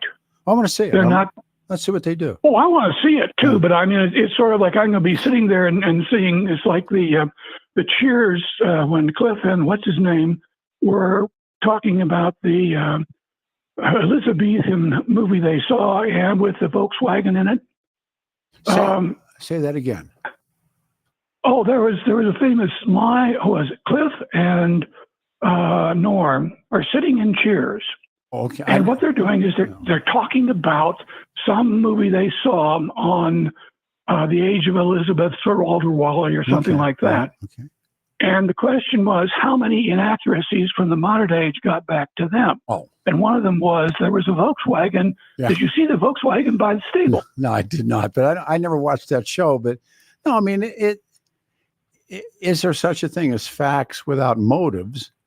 And no. I do believe there is. And earlier a caller was calling up about Jefferson, and Jefferson had this schooling or this the trust that Jefferson gives you, and he said it's up to you. He said it's not my job to school you, and as we talked about many times, in that era there was just they called newspapers broadsheets, and they would take them oftentimes, and they would if you didn't buy the paper, then they would pin it on a bulletin board in the town square. And there were meetings, town meetings. There were elections. It's one of the reasons why we have how we have electors work is because of how those men they needed that. But by and large, there certainly wasn't radio. There was no television. There was no newspapers. That all comes later. But Jefferson says Jefferson warns us about three things, and I'm tempted to write about it. But he warns us about a standing army. He warns us about a national church, which I think we're about to, or at least people are trying to give us. And he warns people about a national bank. And we have that national bank. It's called the Federal Reserve. And, and there are people now pressing for a national religion, a national church. If that scares Jefferson, it better scare you. Peter, please write that article. Yeah, now I'll make. Yeah. Okay, I'm going to make a second comment, and that's this. Look at how the truth was determined in the days of Jefferson and compare it with now. Oh. You had people who were living, and Blake is great on that drive through New Mexico, smaller communities where the reason that you could come up with the truth almost all the time is everybody was there together. And the first thing they did is they talked about it. The second thing they did is they had town meetings where everybody could actually scream at each other. Yeah. The third thing is they invented the jury trial. But now think about the time it takes for a jury to decide something. What's happened? I mean, after post the American Civil War, and America begins to industrialize, and one of the saving graces of the Great American Depression was that young men and women, and principally young men who went off to work in the factories, could come back to the farms. There was a place you could come home to. Now the question would be, where are you going to go? And if what I hope doesn't happen happens, what does happen? The Great American Depression changes everything, but the American Civil War, post the American Civil War, where America ceases to be agrarian and farms break up and family farms become corporate farms and all the things that go along with that. But at the same time, the rise of a popular media, radio, newspapers, but principally, movies and this kind of stuff. And now here we are at the tail of the dragon. I got to take one more call. Thank you very much. We go to Holly. Holly, you're on the show. Good morning. It's a Monday. Thank you. Good morning, Mr. Boyles. Love that Mr. stuff. That's why I said it, actually. Go ahead. I think my problem with the media, COVID just kind of destroyed everything I thought I knew. And even politically, I think I was probably pretty immature. I was on one side and I was right and you were wrong. And COVID just showed me what everything is, who everybody is. And I think it's gross. COVID changed everything. COVID changed everything. It wrecked my world. In fact, if I could just tell you quickly, you got me through COVID. You and I together lost 40 pounds and quit smoking. Me and you. In the morning, I would wake up. Yeah. And I had my alarm set for 4:30 so I could get my coffee. Then as soon as I heard that intro, to be the man, you got to beat the man. That's Ric Flair. And that started my workout. That's the voice of Ric Flair. That's Slick Rick. Yeah, I love that intro. He's my guy. And I'm serious. It's Ric Flair saying that stuff. And yeah. Nah, man, I'll tell you what. I think that looking back on COVID, it literally changed the country. It changed the world. And I think so. And I'm not so sure now at this point that it had to, but it did. And so now here we are. And I think now that's part of the boy who cried wolf stuff as well. You can't do that to me again. You did it to me once. Okay. But first time is my fault. I can say first time's your fault. Second time, that's my fault. And I don't think it can happen again. Last question. Is there anybody in the media that you mistrust or dislike the most? I haven't listened to it, even like radio in so long. I heard you Saturday that you're going to be in this week, so I was listening.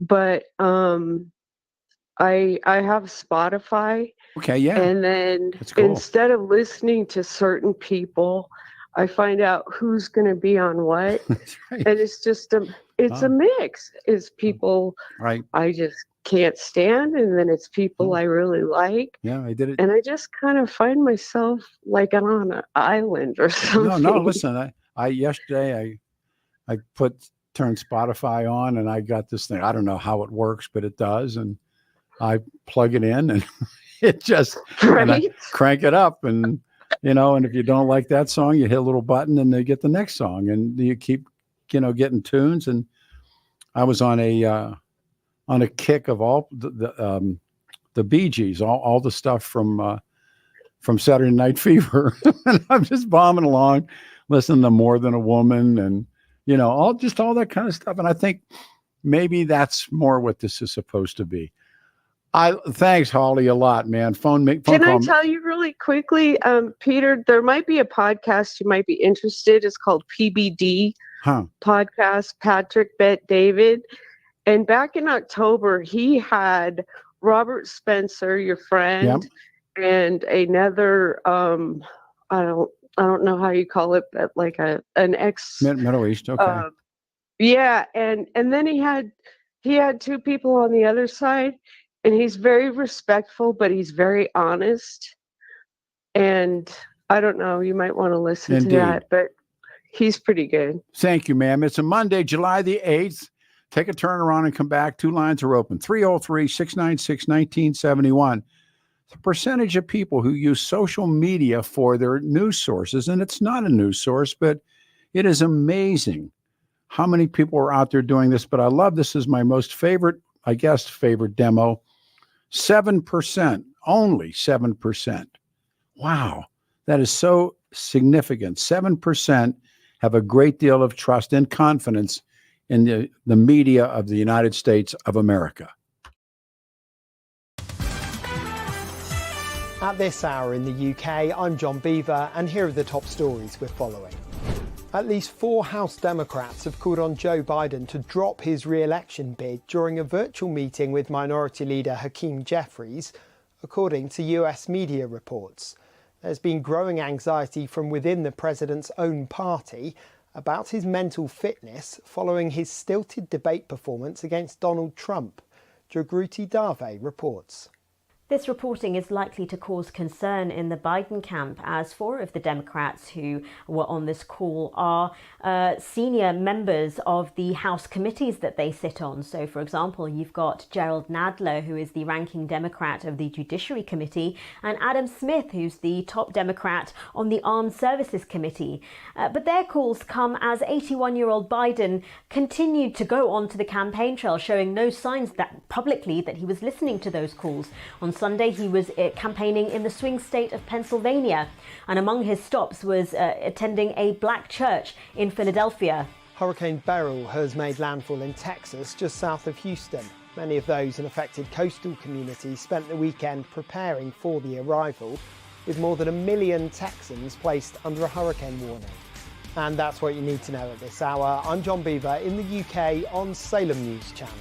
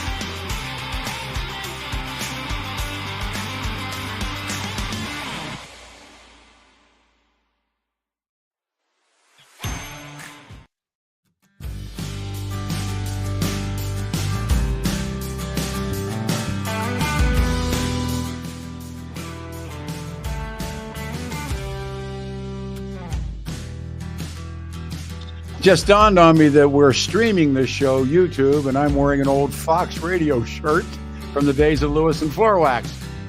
Good morning, everybody. Monday morning, the 8th morning of July, 2024. Good old 710 KNUS. I'm Peter Boyles on the air for the fellas. Jeff Hunt and Billy Thorpe back next Monday. Our phone number, 303-296-1971. Dyslexia strikes again. Media. And it is amazing when you do some research how much trust in the media has plummeted. I mean, greater than half, further than that. I thought this was really, really, not unsurprising, but rather only 7% of us have a great deal of trust and confidence. Only 7%. And it continues to dwindle from there. In general, trust and confidence in the mass media in this country is gone. Newspapers, television, and radio. And one of the great lines came from Brian the caller, who said, "The media is dead." We have 2 lines open. We start with Steve. Steve, you waited a long time. Pardon me. Thank you. You're on the air. All right. I think the first thing everybody needs to realize is that they need to grasp the cornerstone of my philosophy of life. I was right. Everything is wrong. Oh. And before I get cut off or it ends, please use the Clash as a bumper tune. Should I stay or should I go? Yeah. Another good one. Tomorrow I'm going to text you some lyrics because I've got them. And I wish old Don was alive because he could really riff on that one. There is some media I trust. I trust anything coming out of Russia or China that whatever they say is completely wrong. So that's the only media sources Do you go outside the box? In other words, I was mentioning earlier, there's English Al Jazeera. There's English, French CNN. There are all these other places that you can, out of the Middle East and out of other parts of the world, in English, because I can't speak any other languages, but you can read their websites and or read their websites, read their news. And it's always interesting because it's almost, as you just pointed out, not that they're wrong, but they're almost always the other way. Yeah. I'm confused enough. I can't confuse myself anymore. How do you how do you get your news, or what are your steps or your sources? Basically, Pete, I'm one issue, Steve. The Democrats had the House and the Senate and the presidency, and they did nothing on the border, and so did the Republicans. And so, as maddening as Orange Man is, I just want someone to build that doggone wall. Yeah. It has to stop. That's all I care about. Here's one for you, and I'm already thinking of tomorrow's show. Is about Biden and what is to be done. But I agree with you that the southern border, and it isn't as though the Bushes did anything about it. It isn't as though you can look back and say, oh boy. And one of the principal, and if you read a deep dive, one of the principal influencers on open borders is the National Chamber of Commerce, which is a dominant Republican organization. And what I suspect you're way ahead of me on this, but what that organization wants is cheap labor. Yeah. Well, and here we're spending $180 million in Denver this year because of that. And I think the only other guy that ever took a really direct action was Dwight Eisenhower in the 50s. That's right. I put him over. And I don't even want to. I might get bleeped if I. No, I know. You don't have to say it. You don't have to say it. But I know what it is. It's the operation. Yeah. But they also, it's interesting in that time period where they also created the program. If I remember, this is thousands of years ago. Don't hold me. I think it was called Braceros, and people would cross and work and then go back. And that's the arrival of Cesar Chavez. I'm a Cesar Chavez fan. And when Cesar Chavez, as was talked about forever, carried a pocket full of dimes. And when he saw, because the illegals were, in their tradition of forming a union, the illegals were scabs. And Cesar Chavez and his brother, they wasn't any cell phones, so they'd run to pay phones. And they'd call, what was it called before it was before it was the INS, it was called something else. But they would call, that's where dropping a dime. They would call and say, there are illegals in the, I don't know what they said, but they're here, come and get them. And because Chavez knew that if they were able to stay, they would break the union. They would break his farm workers union. And it makes me sardonically snark when I see parades or demonstrations of illegals or rights for illegals, and they carry the red flag with the black eagle on it. Chavez's, because Chavez was so opposed to illegal aliens working in the, especially, and then there were again, there was Buddy Untel, I think, and there was Iceberg.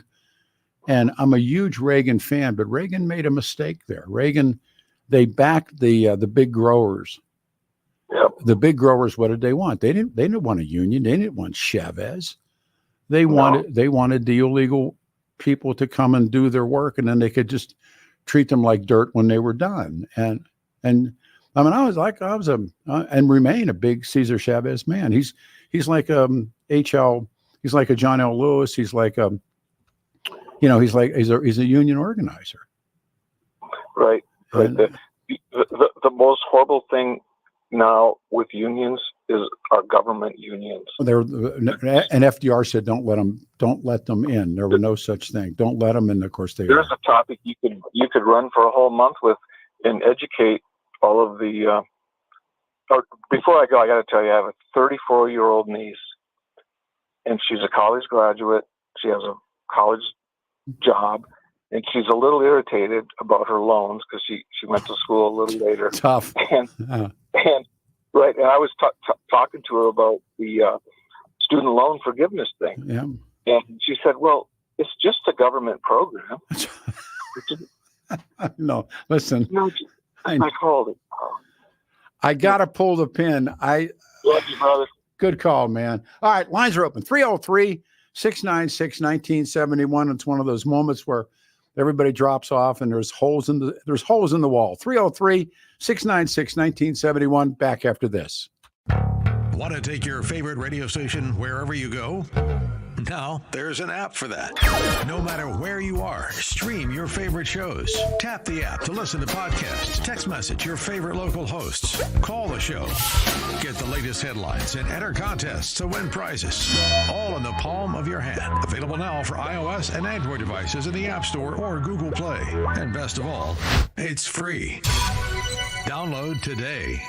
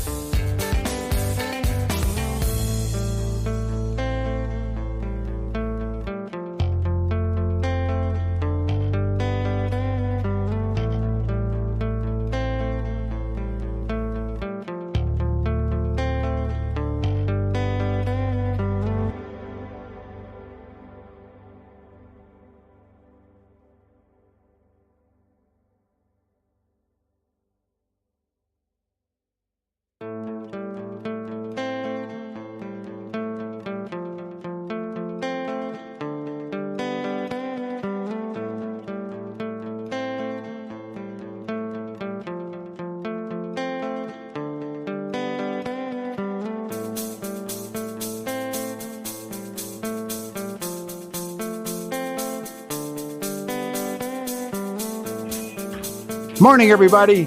Coming up on time. Boy, the morning flew by. It's a Monday morning, 8 July, 2024.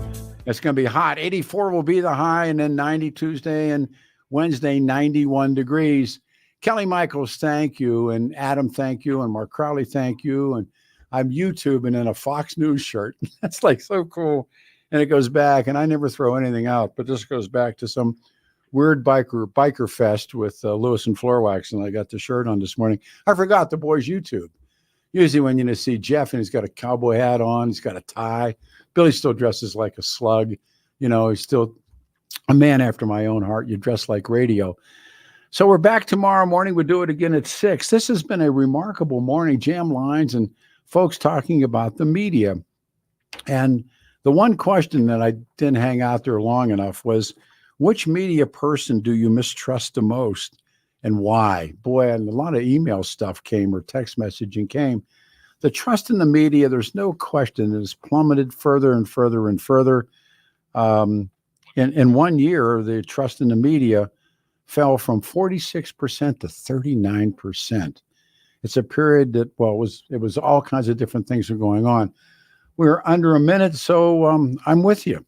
And I think it has to go to the bottom before it turns around and starts on its way back up. So asking people where they get their news, who do they trust, and the growing distrust in our news media, which all holds up and stays together. What are you looking for? You facts without motives? You want a daily news briefing? I'm not so sure it comes that way anymore. All right, we're back here tomorrow morning at 6, and we will do it again. Thank you to Kelly Michaels and everybody and Mark Crowley who made this show work. It's going to be a hot day. We'll be back here tomorrow morning at 6 a.m. Tell a friend about the morning show on 710 KNUS. Thank you all. Cal Thomas is next.